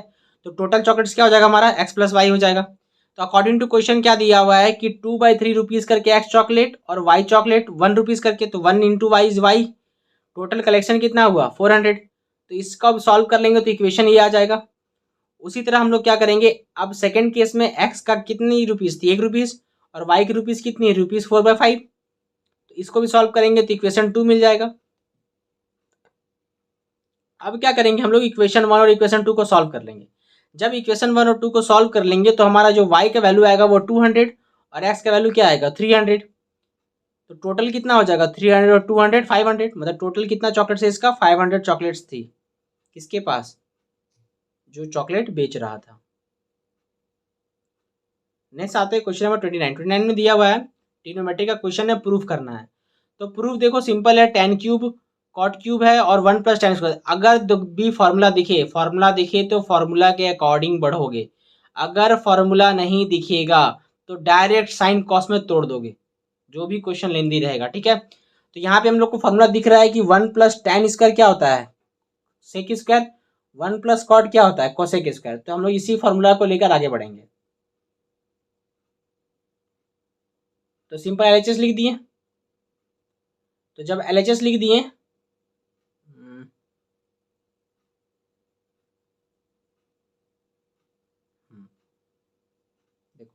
तो सिंपल हम लोग क्या करेंगे, 1 + tan को क्या लिख देंगे, सेक स्क्वायर, 1 + कॉट को क्या लिख देंगे, कोसेक स्क्वायर। अब हम लोग साइन कॉस में चेंज कर देंगे, क्योंकि अब हम लोग फॉर्मूला बढ़ने का कुछ मिल ले रहा है। तो tan को क्या लिख देंगे हम लोग, साइन बाई कॉस, क्यूब है तो क्यूब लग गया, कॉस का सेक का उल्टा क्या होता है कॉस, तो ये हो जाएगा cos square x cos theta. ऊपर क्या है कॉट, कॉट को क्या बोलते हैं कॉस बाय साइन, और कोसेक ऊपर चला जाएगा तो क्या बन जाता है साइन। अब देखो यहाँ कैंसिल आउट कर देंगे, जो कॉस कॉस कटेगा, साइन साइन कटेगा, तो क्या बचेगा sine cube theta by cos और cos cube theta by sine. अब जब एलसीएम ले लेंगे तो हम लोग का क्या हो जाएगा साइन 4 थीटा कॉस 4 थीटा। अब हम लोग इसको मान लेंगे ए स्क्वायर, इसको मान लेंगे बी स्क्वायर। तो ए स्क्वायर प्लस बी स्क्वायर क्या होता है, ए प्लस बी का होल स्क्वायर माइनस 2ab। तो सिंपल ये फॉर्मूला लगा देंगे। अब देखो sine square plus cos square का वैल्यू क्या होता है 1, तो 1 का स्क्वायर क्या हो गया 1। अब ये जो नीचे वाला पार्ट है डिनोमिनेटर, इसको 1 के पास ही भेज देंगे और इसके पास ही भेज देंगे, स्प्लिट कर देंगे। तो स्प्लिट जब कर देंगे सिंपल हम लोग, तो यहाँ पर हम लोग का तो मिल जाएगा 1/sin 1/cos। यहाँ पे क्या होगा, साइन साइन कैंसल आउट होगा एक, और एक कॉस कैंसल आउट होगा, तो मिल जाएगा 2 साइन और कॉस। देखो 1/sin को क्या बोलते हैं, कोसेक, और कॉस 1/cos को क्या बोलते हैं, सेक। ठीक है, तो बस हम सिंपल चेंजेस कर दिए, तो ये हमारा एलएचएस आ गया। तो ये हमारा ट्रिग्नोमेट्री का क्वेश्चन हो गया। अब क्वेश्चन नंबर 30। क्वेश्चन नंबर 30 है, prove that a parallelogram subscribing a circle is a rhombus. हमें प्रूव करना है कि अगर पैरेललोग्राम की, ठीक है, अगर पैरेललोग्राम के अंदर एक सर्कल है तो वो जो पैरेललोग्राम बाहर होगा वो क्या होगा, रोम्बस होगा। 30 में एक और क्वेश्चन है, in the figure x y z दिया हुआ है, हमको सिंपल ये वाली एंगल निकालनी है। तो ये दोनों क्वेश्चन को देख लिया, अब दोनों क्वेश्चन को हम लोग डिस्कस करते हैं।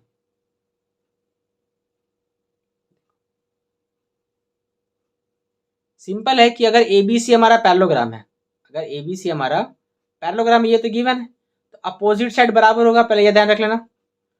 ठीक है, अब हम लोग जानते हैं tangent from external point are equal, मतलब अगर बाहर से कोई टेंजेंट, दो टेंजेंट बनी हुई है तो ये दोनों क्या होती है, इक्वल होती है। तो सिंपल हम लोग इसी तरह से लिखेंगे कि एपी और एस बराबर है, बीपी बीक्यू बराबर है, सीआर सीक्यू बराबर है, डीआर डीएस बराबर है। ठीक है, जब सब बराबर है, अब क्या करेंगे, सबको ऐड कर देंगे। जब सबको ऐड कर देंगे तो हम लोग को मिलेगा एपी बीपी सीआर डीआर। तो देखो एपी और बीपी क्या बन जाएगा, ए बी। सीआर और डीआर का क्या बन जाएगा, C D. B Q Q C बन जाएगा बी सी, और ए एस और एस डी क्या बन जाएगा, ए डी। तो इस तरह से हम लोग सिंपल लिख दिए, एपी बीपी को A B, C R D R को C D, B Q C Q को B C, A S D S को ए डी। अब हम लोग जानते हैं कि ए बी और सी डी क्या है, बराबर है। ए बी और सी डी क्या है, बराबर है। तो जब ए बी और सी डी बराबर है तो सी डी की जगह भी ए बी लिखेंगे तो कोई दिक्कत नहीं हम लोग। तो ए बी और ए बी क्या हो जाएगा, 2ab। उसी तरह ए डी बी सी बराबर है, तो हम लोग क्या लिख देंगे उसको, 2ad। इस टाइप से देखो, तो जब ए बी इस तरह से क्या आ जाएगा, ए बी और ए बी सी हम लोग क्या आ जाएगा, बराबर है। ए बी और सी डी क्या हो जाएगा, बराबर, मतलब पड़ोसी बराबर। तो जब पड़ोसी, अब हम लोग जानते हैं कि ए बी सी डी बराबर होता है, अपोजिट साइड क्या होता है, बराबर।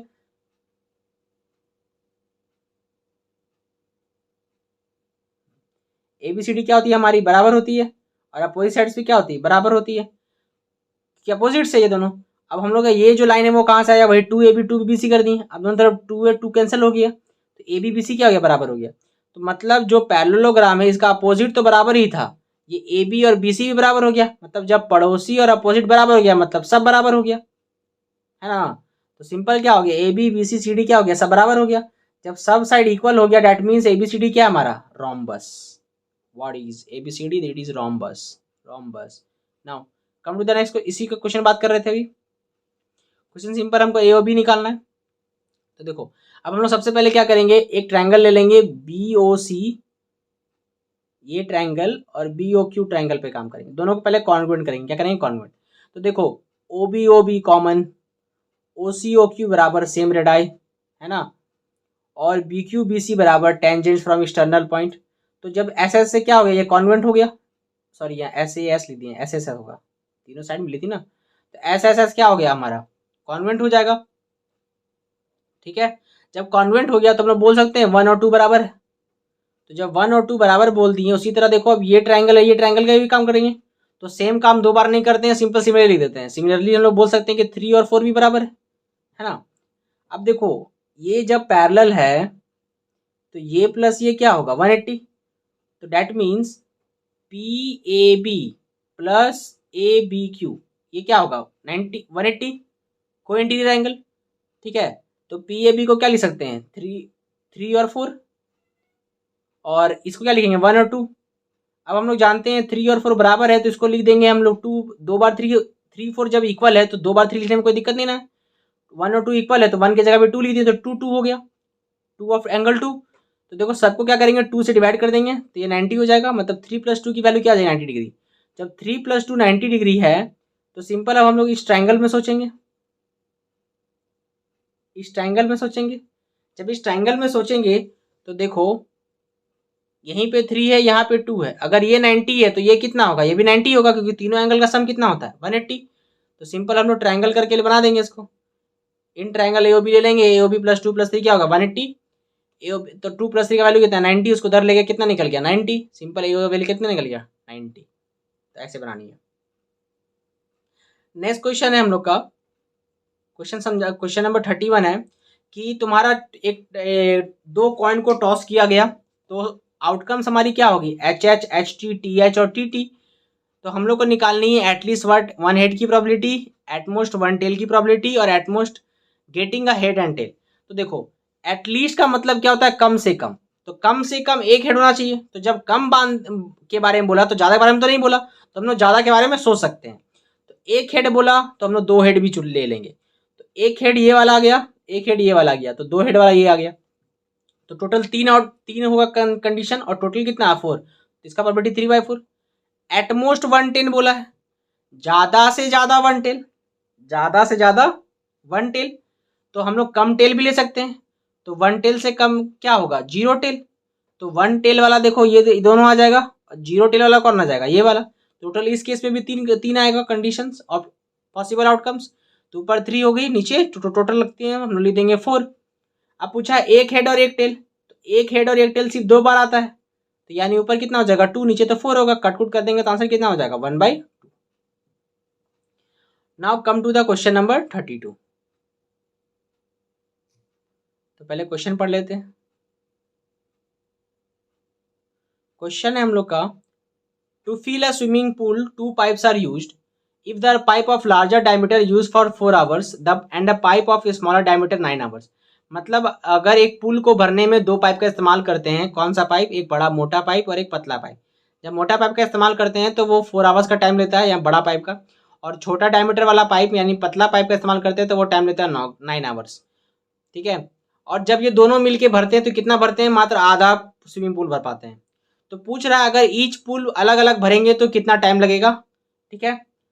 कब, जब स्मॉलर डायमीटर का जो पाइप है, मतलब पतला पाइप को हमेशा 10 घंटा ज्यादा लगता है लार्जर पाइप से, किसको भरने में, स्विमिंग पूल को भरने में। ठीक है। तो सिंपल इसको बनाएंगे कैसे,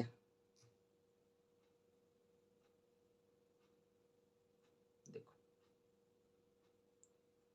तो time taken by larger pipe को हम लोग क्या मान लेंगे कि जो लार्जर पाइप है वो कितना ले रहा है, एक्स आवर। और स्मॉलर पाइप कितना लेता है, 10 घंटा ज्यादा, उसको क्या मान लेंगे हम लोग, x+10 मान लेंगे। ठीक है।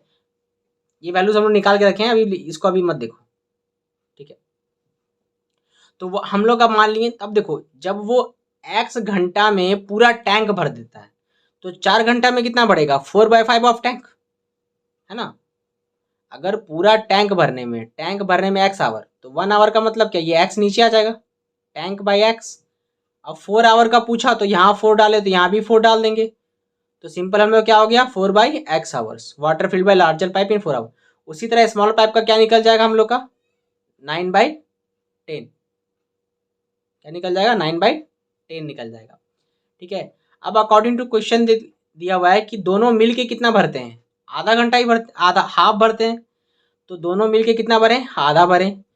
अब इससे हम लोग का देखो, जब सॉल्व कर देंगे, इसको सॉल्व करके चलेंगे, तो सॉल्व करते जाएंगे तो एक्स की दो वैल्यूज निकलेगी, एक निकलेगी 20 और एक निकलेगा -4।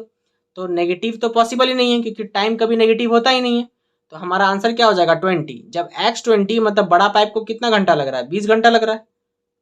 बड़ा पाइप कितना लग रहा है, बड़ा पाइप को, मोटा पाइप को 20 घंटा।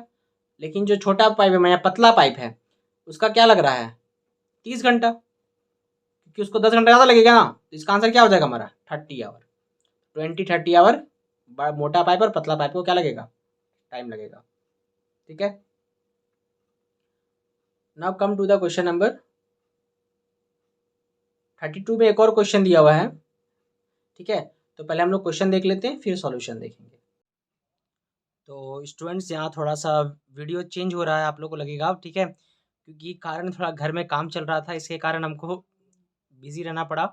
इसीलिए ये वीडियो पार्ट वाइज क्या किए थे, शूट किए थे, जिसको मिला करके हम लोग अपलोड कर रहे हैं। ठीक है। तो ड्रेस इसीलिए थोड़ा चेंज भी है, क्योंकि वो कपड़ा मिल नहीं रहा है, कहाँ रखा गया है। ठीक है। तो शुरू करते हैं वीडियो। तो हम लोग लास्ट में क्या 32 का एक क्वेश्चन देख लिए थे, 32 का दूसरा क्वेश्चन देखेंगे। तो 32 का जो नेक्स्ट क्वेश्चन है वो सिंपल है, in a flight of 600 kilometre an aircraft was slow down, an aircraft was slow down due to with bad weather. Its average speed for a trip was reduced to 200 kilometer per hour from its usual speed, and the time of flight increased by 30 minutes. Find the scheduled duration of the flight. मतलब simple है, एक flight है जो 600 kilometre चल रही है, ठीक है, बैड वेदर की वजह से उसको स्पीड क्या करनी पड़ी, आपको घटानी पड़ी 200 किलोमीटर पर आवर, और जो टाइम है उसको कितना मिनट बढ़ानी पड़ी, 30 मिनट बढ़ानी पड़ी। तो हमको इसको शेड्यूल ड्यूरेशन निकालना है, सिंपल हमको क्या निकालना है, टाइम निकालना है। ठीक है, कि मतलब कितना समय में उसको पहुंच जाना चाहिए था। ठीक है, क्योंकि हमको लेट वाली नहीं निकालनी है। तो इसको हम लोग बनाएंगे कैसे, तो सबसे पहले हम लोग क्या करेंगे, जो यूजुअल स्पीड जो हमको पता नहीं है स्पीड क्या थी उसकी, तो सबसे पहले हम लोग स्पीड को क्या मान लेंगे, एक्स मान लेंगे। ठीक है, अब जब ये एक्स किलोमीटर पर आवर हमारा स्पीड था, तो रिड्यूस स्पीड मतलब नया स्पीड क्या होगा, x minus 200 kilometre per hour, क्योंकि स्पीड क्या हुई, घट गई थी। तो डिस्टेंस वो कितना ट्रेवल कर रहा था, 600 किलोमीटर। अब बताओ हमको क्या बोला था कि जब अगर ये 600 किलोमीटर डिस्टेंस लगा, स्टार्टिंग में आपका स्पीड कितना था एक्स, तो टाइम कितना होगा आपका 600/x। ठीक है, मतलब अगर इस स्पीड से जाएंगे तो टाइम होगा 600/x, क्योंकि टाइम क्या होती है, डिस्टेंस बाय स्पीड। अब उसी तरह जब अब डिस्टेंस तो इतना ही ट्रैवल करनी है, अब जब स्पीड घटा दिए मतलब हो गया एक्स माइनस 200 किलोमीटर, तब हम लोग का टाइम कितना हो जाएगा, 6/x-200। अब ये दोनों का जो टाइम है वही डिफरेंस है ना, 30 मिनट का बढ़ा था। बोला क्या था कि जब हम लोग स्पीड कम कर देंगे तो टाइम क्या हो जाएगी, बढ़ जाएगी। तो सिंपल मतलब जब स्पीड ज़्यादा था, जब स्पीड एक्स था, तो टाइम क्या लगा, कम लगा। तो सिंपल इसीलिए इसको कहाँ रखे हैं, इसको राइट साइड में लिखे हैं माइनस के। और जब स्पीड कम था यानी टाइम ज़्यादा हो जाएगा, तो यही टाइम क्या होगा, ज़्यादा होगा, इसलिए इसको क्या रखें आगे साइड में और इसको रखें पीछे साइड में। और दोनों का डिफरेंस कितना है, 30 मिनट्स। तो 30 मिनट्स को कितना बोलेंगे हम लोग, हाफ आवर। ठीक है, अब हम लोग क्या करेंगे, इसको सॉल्व करेंगे, तो एलसीएम ले लेंगे। फिर एलसीएम लेने के बाद जब हम लोग इसको सॉल्व करते जाएंगे, सॉल्व करते जाएंगे, सॉल्व करना आप लोग को आता ही है, तो यहाँ पे इसको डिटेल डिस्कस नहीं कर रहे हैं। तो जब हम लोग सॉल्व करते जाएंगे तो एक्स की हम लोग को दो वैल्यूज मिलेगी, 600 और -400 मिलेगी। तो नेगेटिव तो पॉसिबल नहीं होता है, तो हमारा जो स्पीड निकलेगा क्या निकलेगा, 600 किलोमीटर पर आवर। अब टाइम क्या होता है, डिस्टेंस बाय स्पीड। तो डिस्टेंस कितना है, 600 किलोमीटर, और स्पीड कितना निकला 600 किलोमीटर पर आवर। तो टाइम हम लोग का कितना निकल जाएगा, 1 आवर कट जाएगा, कैंसिल आउट हो जाएगा 1 से। तो ये हुआ हमारा 32 नंबर क्वेश्चन। आते क्वेश्चन नंबर 33। क्वेश्चन है, prove that if a line is drawn from one side intersecting the other two sides, है ना, parallel to one side intersecting the other two sides, then the other two sides are divided in the same ratio। तो ये जो statement है ये पता है हम लोग को, बीपीटी थ्योरम है, बेसिक प्रोपोर्शनलिटी थ्योरम है। तो इसी थ्योरम पर हमको हम लोग को प्रूव करना है। ठीक है, इसमें एक और चीज पूछा है कि इसी थ्योरम का यूज करके हम लोग को प्रूव करना है कि जो ट्रेपेजियम का नॉन पैरेलल साइड है, ये इसको क्या बोलते हैं, ट्रेपेजियम। ये हो गया डायगोनल। ठीक है, तो ये जो नॉन पैरेलल साइड्स है, सॉरी ये आपका डायग्राम नहीं बनेगा, ये डायग्राम बनेगा ऐसा। एक ट्रेपेजियम हो जाएगा, आपको एक पैरेलल साइड बनाना है जो दोनों के पैरेलल हो। ठीक है, divide the non parallel side, मतलब इसका रेशियो और इस साइड का रेशियो और इस साइड का रेशियो क्या होगा, सेम होगा। हम लोग को इसी बीपीटी थ्योरम का इस्तेमाल करके बनाना है। तो सबसे पहले हम लोग इसका प्रूफ करेंगे, फिर आगे बात करते हैं। तो प्रूफ सिंपल है। प्रूफ करने के लिए सबसे पहले हम लोग एबीसी एक ट्रायंगल बना लेंगे। हम लोग का जब ट्रायंगल बन जाएगा, अब हम लोग क्या मान लेंगे कि डी जो है वो बीसी के पैरेलल है, क्योंकि हमको एक पैरेलल लाइन माननी पड़ी थी। तो डी और ई क्या है, दो पॉइंट है जहां पर ए बी और ए सी को टच कर रहा है डी लाइन। ठीक है, अब हम लोग क्या करेंगे, सिंपल समझ सकते हैं। अब हम लोग को बीपीटी थ्योरम क्या है, इसका रेशियो और इसका रेशियो, मतलब ए डी और डी बी का रेशियो और ए और ई सी का रेशियो क्या होगा, सेम। यही बोलता है बीपीटी थ्योरम। तो यही हमको प्रूफ करना है, तो ली दिए टू प्रूफ। ठीक है, अब प्रूफ करने के लिए क्या करना पड़ेगा हमको, ए डी ई और ए बी सी को क्या करना पड़ेगा, सिमिलर करना पड़ेगा। ठीक है, तो इन ट्राइंगल ए डी और ए बी सी में देखो, देखो एंगल ए दोनों में कॉमन होगा, है ना, और एंगल डी और एंगल बी क्या होगा, इक्वल होगा। तो सिंपल हम लोग बोल देंगे कि ये दोनों ट्राइंगल क्या है, सिमिलर है। ठीक है, अब जब सिमिलर होता है तो साइड्स का रेशियो क्या होता है, सेम होता है, मतलब A D by A B होगा और ए ई बाई ए सी होगा। ठीक है, यहां तक कोई दिक्कत नहीं।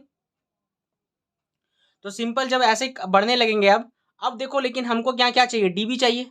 तब हम लोग क्या करेंगे, पहले ये दोनों इन्वर्स कर देंगे, रेसिप्रोकल कर देंगे। ठीक है।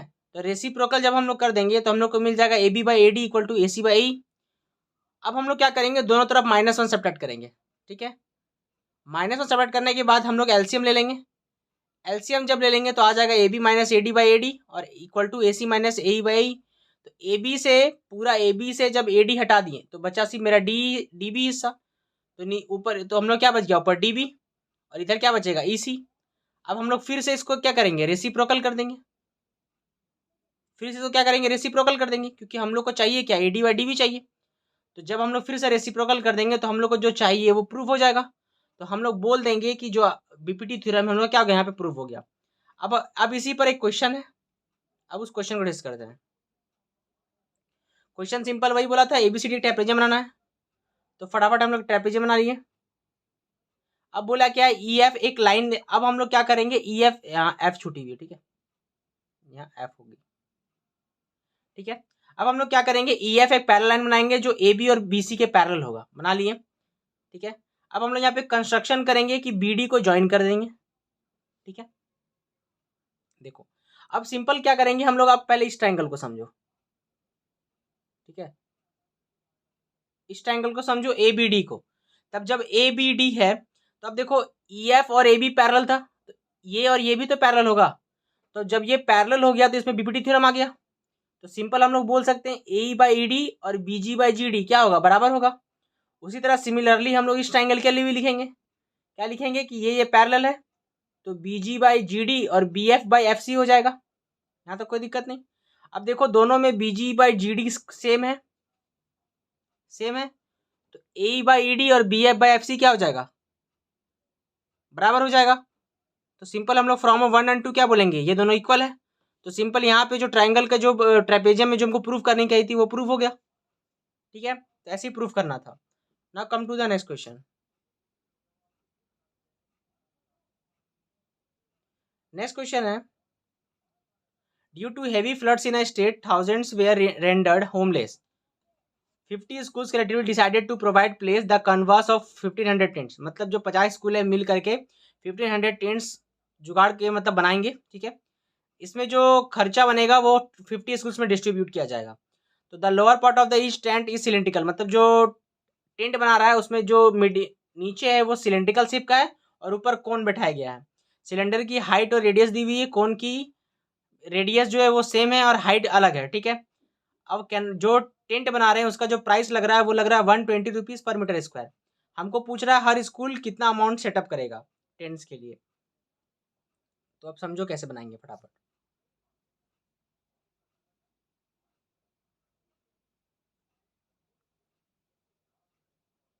देखो सिंपल हमारा इस टाइप का शेप बनेगा टेंट का। ठीक है, अब हम लोग सब लिख दिए हैं, जो डायमीटर्स दी हुई है, रेडियस दी हुई है, हाइट ऑफ कोन और हाइट ऑफ दिया हुआ है। ठीक है, तो अब देखो यहाँ रेडियस ऑफ सिलेंडर और रेडियस ऑफ कोन क्या इक्वल है, सिंपल दे दिया है, इसको कोई दिक्कत नहीं है बोलने का हमको। अब हाइट ऑफ सिलेंडर क्या है, 3.5 मीटर है, यहाँ भी कोई दिक्कत नहीं है। अगर हम बात करें हाइट ऑफ कोन की, ठीक है, क्या बात करें हाइट ऑफ कोन की, तो वो भी गिवन था क्वेश्चन में। अब देखो जब हम लोग को ये टेंट हम लोग बना रहे हैं, सिंपल हम लोग क्या बना रहे हैं, टेंट बना रहे हैं। तो जब टेंट बना रहे हैं तो टेंट का लिए कपड़ा जो लगेगा वो सिर्फ क्या लगेगा, कर्व सरफेस एरिया पे लगेगा। कपड़ा हमको अंदर थोड़ी ना भरना है, मतलब वॉल्यूम पे काम नहीं करना है। तो सिंपल हम लोग को कर्व सरफेस एरिया सिलेंडर का तो फॉर्मूला पता है हम लोग 2πr/h, बट कोन के लिए जो फॉर्मूला चाहिए वो क्या लगता है, πr/l। तो πr के लिए हमको l चाहिए, तो सबसे पहले हम लोग l निकालेंगे। तो l का फॉर्मूला क्या होता है, √h² + r²। तो हम लोग सिंपल h और r कोन का वैल्यू बिठा देंगे। जब h और r की वैल्यूज पुट कर देंगे तो हमारी l की वैल्यू क्या निकलेगी, 3.5। तो जो एरिया ऑफ कन्वर्स माने या जो कपड़ा लगेगा, ठीक है, एक टेंट के लिए, वो क्या होगा, curve surface area of cylinder plus curve surface area of cone. तो curve surface area of cylinder क्या होता है, 2πr/h। तो यहाँ r और h की वैल्यू में बैठा दिए सिलेंडर की। उसी तरह कर्व सरफेस एरिया ऑफ कोन क्या होता है, πr/l। तो पाई और कोन का रेडियस और l स्लैंट हेड तीनों पुट कर दिए। अब जब हम लोग इसको कैलकुलेट कर लेंगे तो मेरा आएगा 92.4 मीटर स्क्वायर, मतलब इतना एरिया का कपड़ा एक टेंट बनाने में लगेगा। तो अब कितना टेंट का निकालना है हमको, 1500 टेंट का, और प्राइस क्या लग रही है 120। तो हम लोग इस एरिया को 1500 से भी इंटू करेंगे और प्राइस से भी इंटू करेंगे। ठीक है, तो जब इंटू कर देंगे तो हमारी जो वैल्यू आएगी लगभग आएगी 16,16,32,000, मतलब हम लोग का लगभग 1,66,32,000 आएगी कॉस्ट। ठीक है, तो अब हम लोग को अब इसको क्या करना है, 50 कॉलेज स्कूल्स में डिस्ट्रीब्यूट करना है। तो सबको डिस्ट्रीब्यूट करना है, मतलब हम लोग क्या करेंगे, 50 से इसको डिवाइड कर देंगे। तो जब डिवाइड कर देंगे तो जो वैल्यू आएगी वो 3,32,640, मतलब हर स्कूल को इतना अमाउंट पे करना होगा, किसके लिए, 10 लाने के लिए। Now come to the next question. तो 34 का एक और क्वेश्चन दिया हुआ है। There are two identical solid cubical boxes of side 7 centimetre from top face of the cube first cube and hemisphere of diameter equal to the side of cube is scooped out. ठीक है, मतलब दो box cube सेव का लिए from the top of a face of first cube, है ना, मतलब एक फर्स्ट क्यूब के, मतलब पहला क्यूब से हेमिस्फीयर काट के निकालें, क्या निकालें, हेमिस्फीयर मतलब आधा बॉल। ठीक है, और इस हेमिस्फीयर को कहाँ रख दिए, दूसरा क्यूब के ऊपर रख दिए। ठीक है, अब हम लोग को क्या निकालना है कि टोटल सरफेस एरिया दोनों क्यूब का क्या होगा और दोनों क्यूब का वॉल्यूम क्या होगा। टोटल सरफेस एरिया का रेशियो निकालना है और वॉल्यूम का क्या निकालना है, सिर्फ निकालना है, रेशियो निकालनी नहीं है वहाँ पे। तो हम लोग सिंपल देखो, तो फिर अब आते क्वेश्चन पे। तो जब हम लोग इस पे काम करेंगे तो पहला सॉलिड हमारा ऐसा दिखेगा, पहला सॉलिड कैसा दिखेगा हमारा, ऐसा दिखेगा, क्योंकि हम लोग इसमें से हेमिस्फीयर काट के निकाल चुके हैं। जब हेमिस्फीयर काट के निकाल लिए हैं तो ये कुछ ऐसा दिखने लगेगा, और इस हेमिस्फीयर को क्या किए हम लोग, दूसरा क्यूब के ऊपर रख दिए। ठीक है, अब आते हैं हम लोग सरफेस एरिया पहला सॉलिड में। तो देखो, जब पहला सॉलिड का सरफेस एरिया निकालेंगे हम लोग फर्स्ट सॉलिड का, तो सरफेस एरिया क्या होगा, क्यूब का चारों तरफ और क्यूब का बेस, है ना, और क्यूब का पूरा, मतलब टोटल सरफेस एरिया पहले क्यूब का करेंगे 6a²। अब हम लोग को ये एरिया, अब देखो अंदर भी तो सरफेस एरिया बन गया, अब जब काट के निकाल लिए तो ये भी सरफेस एरिया बन गई। तो इस अब तो हेमिस्फीयर सरफेस एरिया क्या होता है, 2πr²। लेकिन यहाँ पे जो क्यूब का जो अपर साइड है उसमें से ये पार्ट तो कट गया, यानी πr² हमारी कट चुकी है। तो सिंपल हमारा जो सरफेस एरिया फॉर्मूला क्या होगा, 6a² + 2πr² माइनस π²। क्योंकि ये π² क्यों माइनस कर रहे हैं, क्योंकि अपर पार्ट से क्या हुआ, अपर लेयर कट गया सॉलिड का। तो सिंपल हम लोग यहाँ से 2πr² से और इसको कैंसल आउट करेंगे तो πr² बचेगा। अब हम लोग क्या करेंगे, ए पाई और आर की जो वैल्यू से बैठा देंगे। हाँ, अब यहाँ पर बात है क्यूब का, यहाँ पे सिर्फ साइड दी हुई थी। तो क्यूब का साइड अगर हमारा 7 सेंटीमीटर है तो रेडियस क्या होगा, इसका आधा यानी 3.5 सेंटीमीटर होगा। यहाँ तक दिक्कत नहीं होना चाहिए। तब हम लोग क्या करेंगे, ए और आर की वैल्यूज पुट कर देंगे। तो जब वैल्यूज पुट कर देंगे तो हमारी जो एरिया सरफेस एरिया निकलेगी वो निकलेगी 32.5 सेंटीमीटर स्क्वायर।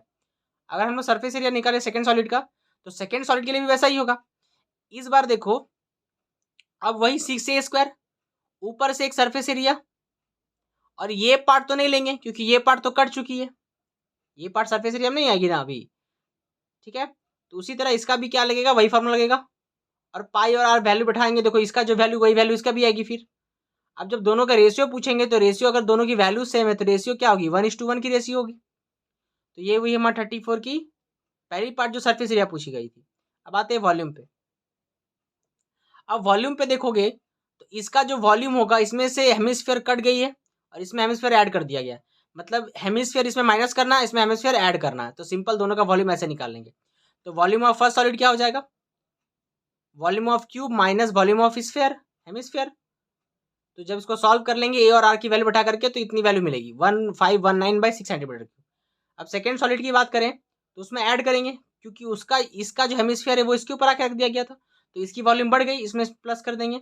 अब इसकी वैल्यू निकालेंगे तो 2597/6 का सेंटीमीटर क्यूब आ जाएगा। ठीक है, now come to the next question.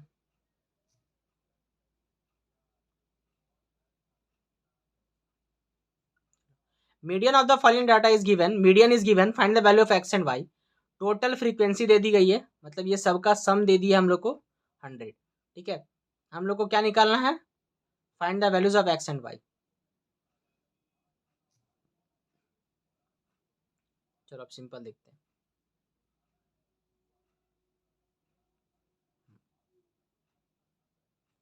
देखो, तो सी आई फ्रीक्वेंसी सब हम लोग लिख लिए हैं जैसा क्वेश्चन में था। अब हम लोग को जब मीडियन की बात की जा रही है तो हम लोग को सी एफ निकालनी पड़ेगी। तो सी एफ निकालने की प्रोसेस सबसे ईजी है, फर्स्ट का फर्स्ट लिख देते हैं और क्रॉस एडिंग करते चलते हैं। तो इस टाइप से निकाल ली हम लोग। अब देखो जो ये लास्ट वैल्यू निकली यही हमारा क्या होता है, यहाँ भी लिख सकते हैं हम लोग, इसका फ्रीक्वेंसी कितना 100, तो ये इक्वल टू क्या हो जाएगी 100 हो जाएगी। तो इससे हम लोग एक इक्वेशन मिल जाएगा x + y = 24। यहाँ तक क्लियर है। अब हम लोग का जब मीडियन दिया हुआ था 525, कितना दिया हुआ था 525, तो मीडियन अगर 525 है तो मीडियन क्लास क्या होगा 500 से 600, ठीक है, क्या हो जाएगा 500 से 600, क्योंकि मीडियन जो निकली वो इसी रेंज में निकली, जो वैल्यू निकला मीडियन का किस रेंज में, इसी रेंज में निकला, ठीक है। तो हम लोग अब इसमें एक इक्वेशन निकल गया। अब मीडियन का फॉर्मूला हम लोग एक और जानते हैं, L + n/2 - CF/F × H। तो इसी चीज को हम लोग n बोलते हैं, मतलब 100 हमारा n हो गया, तो n/2 क्या होगा हमारा 50। अब हम लोग क्या करेंगे, लोअर लिमिट बतानी है, तो लोअर लिमिट होगी हमारी 500। हाइट है, हाइट यानी दोनों का डिफरेंस हो जाएगा 100। फ्रीक्वेंसी कितना हो गया हम लोग का 20। CF कितना होगा, क्यूमुलेटिव फ्रीक्वेंसी प्रीसीडिंग क्लास का। तो जब ये 500 600 का क्लास है तो हमको इसके पहले का CF लेना है, और n तो 100 है ही। अब सब वैल्यूज पुट कर देंगे, उसके बाद हम लोग सॉल्व करेंगे, तो हमारी क्या निकल जाएगी, x निकल जाएगी, ठीक है, क्योंकि जब x + y 24 है, ठीक है। अब यहाँ से हमारा x निकल गया, ठीक है। जब x निकल गया तो अब इस x के वैल्यू हम लोग कहाँ बैठा देंगे, इक्वेशन 1 में, उससे हम लोग को क्या मिल जाएगा, y मिल जाएगा। तो x कितनी निकलेगी 9 और y कितनी निकलेगी 15। तो ये हमारा क्वेश्चन नंबर 35 हो गया। इसको ऐसे ही बनाना है। Now come to the question number 36। तो 36, 37 और 38, ये जो तीनों क्वेश्चन है वो केस बेस्ड स्टडी क्वेश्चन है। कैसी क्वेश्चन है, केस बेस्ड स्टडी क्वेश्चन है, ठीक है। पहला क्वेश्चन क्या बोल रहा है, a tiling or a tessellation of a flat surface is a covering of a plane using one or more geometric shape tiles with no overlaps, no gaps historically. Tessellation was used in the ancient home and Islamic art. You may find the tessellation pattern on floors, walls, painting, etc. Shown below is a tiled floor in the Archaeological Museum of Seville, made using square, triangles and hexagons. ये देखो कुछ इस type का है, figure बनाई गई है, hexagon, rectangles और ट्रायंगल का इस्तेमाल किया गया है इसमें, और ये कुछ इस टाइप का पैटर्न दिख रहा है, ठीक है। इसी पैटर्न को ग्राफिकली ऐसा शो किया गया है। पहला क्वेश्चन पूछा है कि बी और एफ के बीच का डिस्टेंस क्या है। तो आप लोगों को सिंपल यहाँ बी दिख रहा होगा, बी दिख रहा है, ये दिखा बी, दिखा दिखा। अब यहाँ पर देखो इसी तरह एफ दिया होगा, एफ। तो इस बी और एफ का डिस्टेंस बताना है। तो डिस्टेंस बताने के लिए पहले कोऑर्डिनेट चाहिए। तो देखो बी का कोऑर्डिनेट्स क्या कहलाएगा 1 और 2। यहाँ हम लोग सिंपली ग्राफिकली का इस्तेमाल करेंगे और कोऑर्डिनेट्स निकालेंगे और सॉल्व कर देंगे, ठीक है। दूसरा क्वेश्चन पूछा है सेंटर जेड, अभी बताएंगे कैसे बनाएंगे सॉल्व करके सॉल्यूशन भी दिखा रहे हैं। द सेंटर जेड और जेड निकालनी है, जो इंटरसेक्शन है डायगोनल्स ऑफ WXOP। तो WXOP,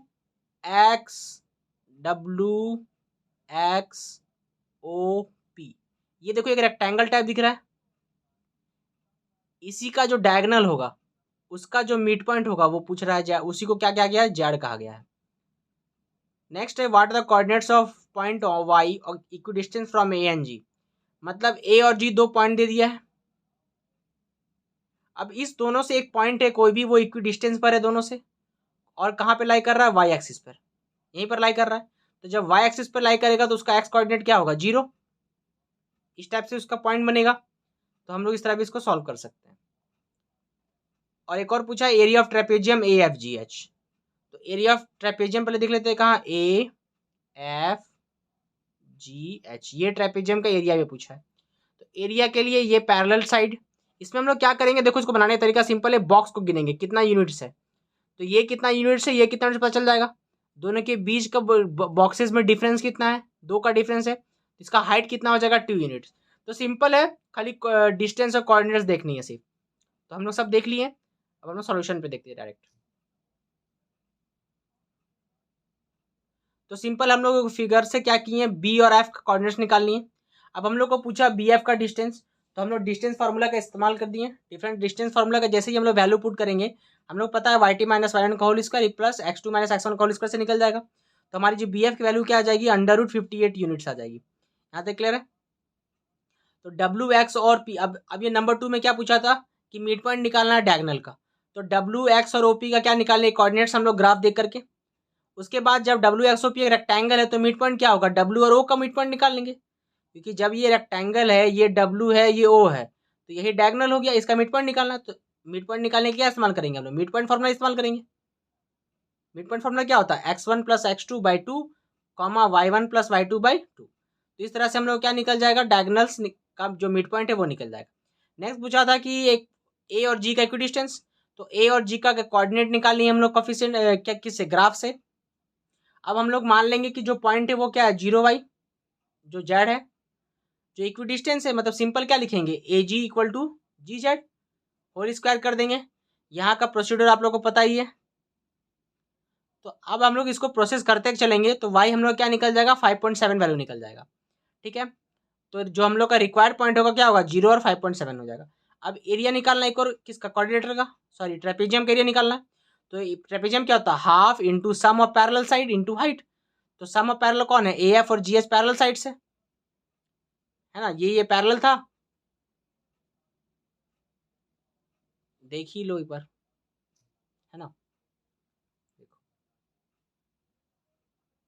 देखो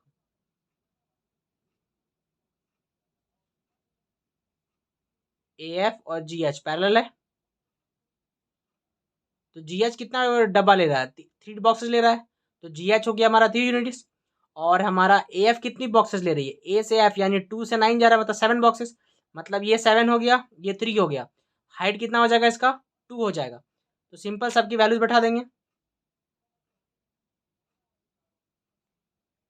तो half into sum of parallel side into height कर देंगे। तो हमारी जो वैल्यू क्या आ जाएगी, 10 स्क्वायर यूनिट आ जाएगी। Question number 37।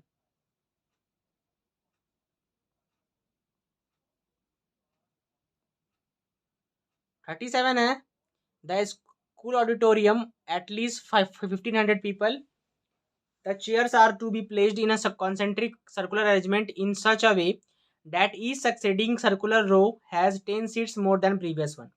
मतलब देखो ये सर्कुलर ऑडिटोरियम है जहाँ पे टोटल 1500 पीपल्स रह रहे हैं। हर रो में मतलब पहली रो, ये हुई पहली रो, फिर दूसरी रो, फिर तीसरी रो। तो ये सर्कुलर रो में हर रो में क्या 10 सीट्स बढ़ रही है। स्टार्टिंग में कुछ भी हो तो हर बार क्या हो रही है, सीट्स इंक्रीज कर रही है। यहाँ तक ध्यान रखना है, क्लियर। तो जब हर पर्टिकुलर कितना इंक्रीज कर रही है, 10, तो सिंपल ये किस कंडीशन में, एपी में है। और टोटल यहाँ रहेंगे कितने लोग, 1500 लोग। अब क्वेश्चन पूछा है कि अगर फर्स्ट में 30 सीट्स है तो 10th रो में क्या होगा। तो अगर फर्स्ट में 36 है, 30 सीट्स है, तो यही हमारा फर्स्ट टर्म कहलाएगा। ये क्या कहलाएगा, हमारा फर्स्ट टर्म एपी का। और 10th रो निकालना है, तो कॉमन डिफरेंस यहाँ पे क्या आ जाएगा, 10, क्योंकि इंक्रीज कितनी हो रही है, हर बार 10 सीट्स की इंक्रीजमेंट हो रही है। तो पहला क्वेश्चन तो इजी है, बन जाएगा, उसको बनाएंगे। दूसरा क्वेश्चन पूछ रहा है, अगर 1500 स्टूडेंट्स है ऑडिटोरियम में तो कितने रोज होंगे, टोटल कितने रोज निकालने हैं हमको। इसमें एक और क्वेश्चन पूछ दिया है। फिर क्वेश्चन है कि अगर 15 सीट्स अरेंज किया हुआ है तो 10th रो के बाद कितना सीट्स बचेगा। और 10th रो तक तो हम लोग यहाँ सीट निकाल लेंगे ना 10th रो में, लेकिन हमको यहाँ निकालना है 10th रो के बाद कितनी सीट्स होगी।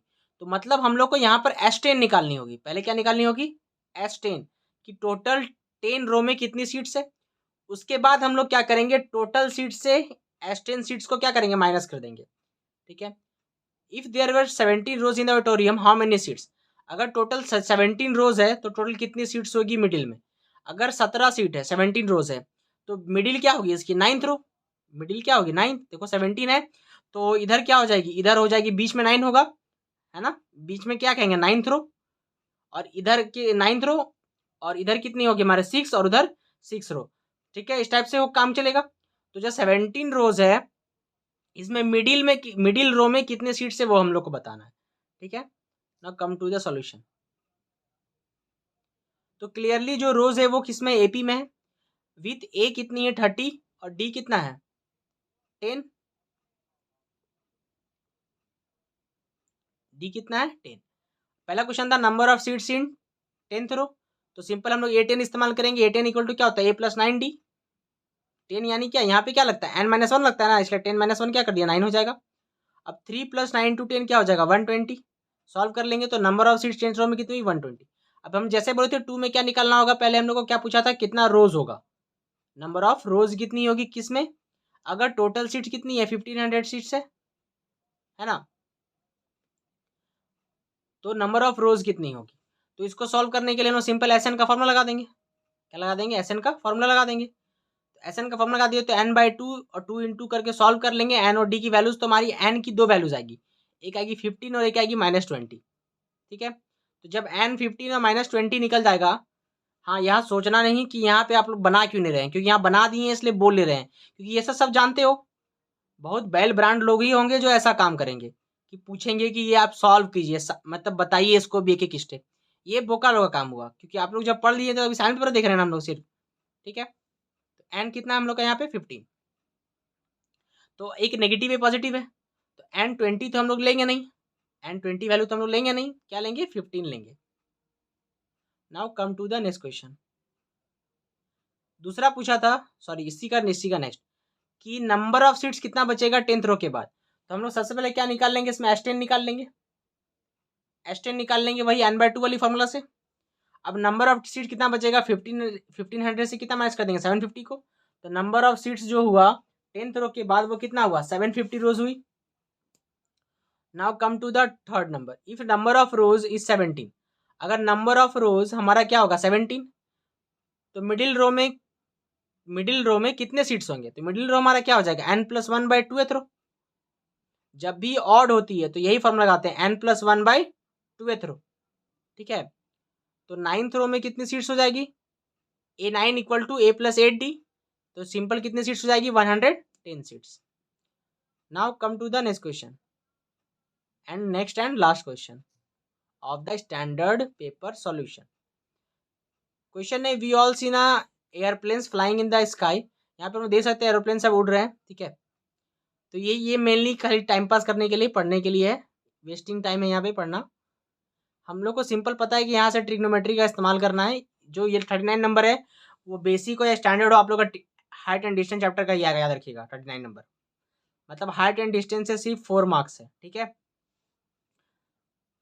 अब एट अ गिवन डिस्टेंस आए तो ATC फाइंड्स एन एंगल, मतलब जब प्लेन उड़ेगा तो स्टार्टिंग में वो 60 डिग्री होगा, बाद में जो पोजीशन होगा उसका एंगल कितना हो जाएगा 30 डिग्री।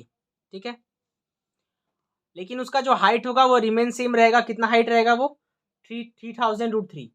अब हम लोग को पहला क्वेश्चन क्या बोला है कि एक लेवल डायग्राम बनाइए, साफ सुथरा डायग्राम। चलिए बना देंगे, और बोलिए। फिर पूछ रहा है कि 30 सेकेंड में कितना डिस्टेंस ट्रैवल किया, चलिए बता देंगे। उसके बाद पूछ रहा है कि अगर वो एंगल ऑफ एलिवेशन मतलब 60 से स्टार्ट किया था, 60 डिग्री से 45 डिग्री हो जाएगा, तब उसको कितना डिस्टेंस ट्रैवल करना पड़ा। फिर पूछ रहा है स्पीड ऑफ द प्लेन क्या था, प्लेन की स्पीड क्या थी।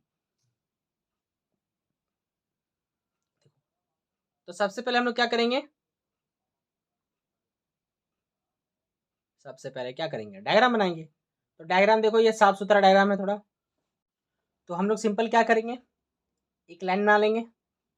उसके बाद हम मानते हैं P इनिशियल पोजीशन था प्लेन का, जहाँ पे उसका एंगल ऑफ एलिवेशन कितना बना 60 डिग्री। अब Q उसका दूसरा पोजीशन है जहाँ पे एंगल ऑफ एलिवेशन कितना बना 30 डिग्री, और जिसका जो हाइट है वो हमेशा क्या रह रही है 3000√3 रह रही है। तो हम लोग P और Q 2 पोजिशन है और A पॉइंट ऑफ इंटरसेक्शन है हमारा, जहाँ पे सेम है। तो हम लोग यहाँ सिंपल क्या करना है, हम लोग को PQ निकालना है। क्या निकालना है PQ, तो PQ निकालने के लिए हमको क्या करना पड़ेगा BC निकालना है। तो BC कैसे निकलेगा, AC माइनस AB से निकलेगा।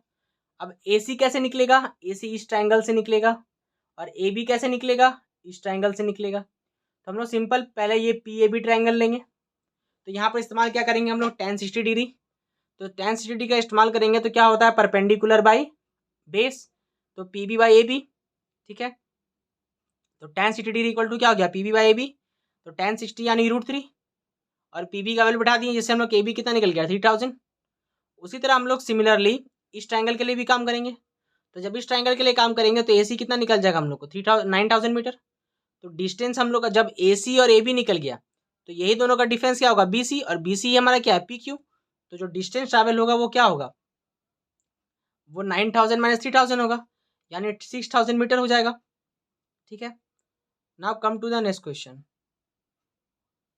इसी का दूसरा पार्ट था, है ना, कि क्या पूछा था उस टाइम, अगर एंगल ऑफ एलिवेशन 30 के बजाय 45 हो जाए तो सेम प्रोसेस होगा। एक बार हम लोग 60 डिग्री के लिए निकालेंगे।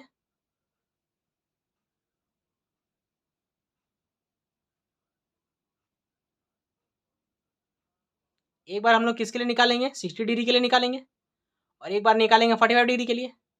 इस केस में डिस्टेंस कितना होगा, दोनों को माइनस कर देंगे तो हमारे क्या निकल जाएगा, सिमिलर प्रोसेस है, इसलिए इसको बताने की जरूरत नहीं है। अब हम लोग को पूछा स्पीड, तो स्पीड क्या होता है, डिस्टेंस बाय टाइम। तो डिस्टेंस कितना लगा, 6000 मीटर चल रहा है वो प्लेन, स्टार्टिंग वाली बात कर रहे हैं। टाइम कितना लग रहा है उसको, 30 सेकेंड, वो क्वेश्चन में दी हुई है। तो सिंपल हम लोग डिवाइड करेंगे, क्या आ जाएगा, 200 मीटर पर सेकेंड, लेकिन आंसर में किलोमीटर पर आवर में दिया हुआ है।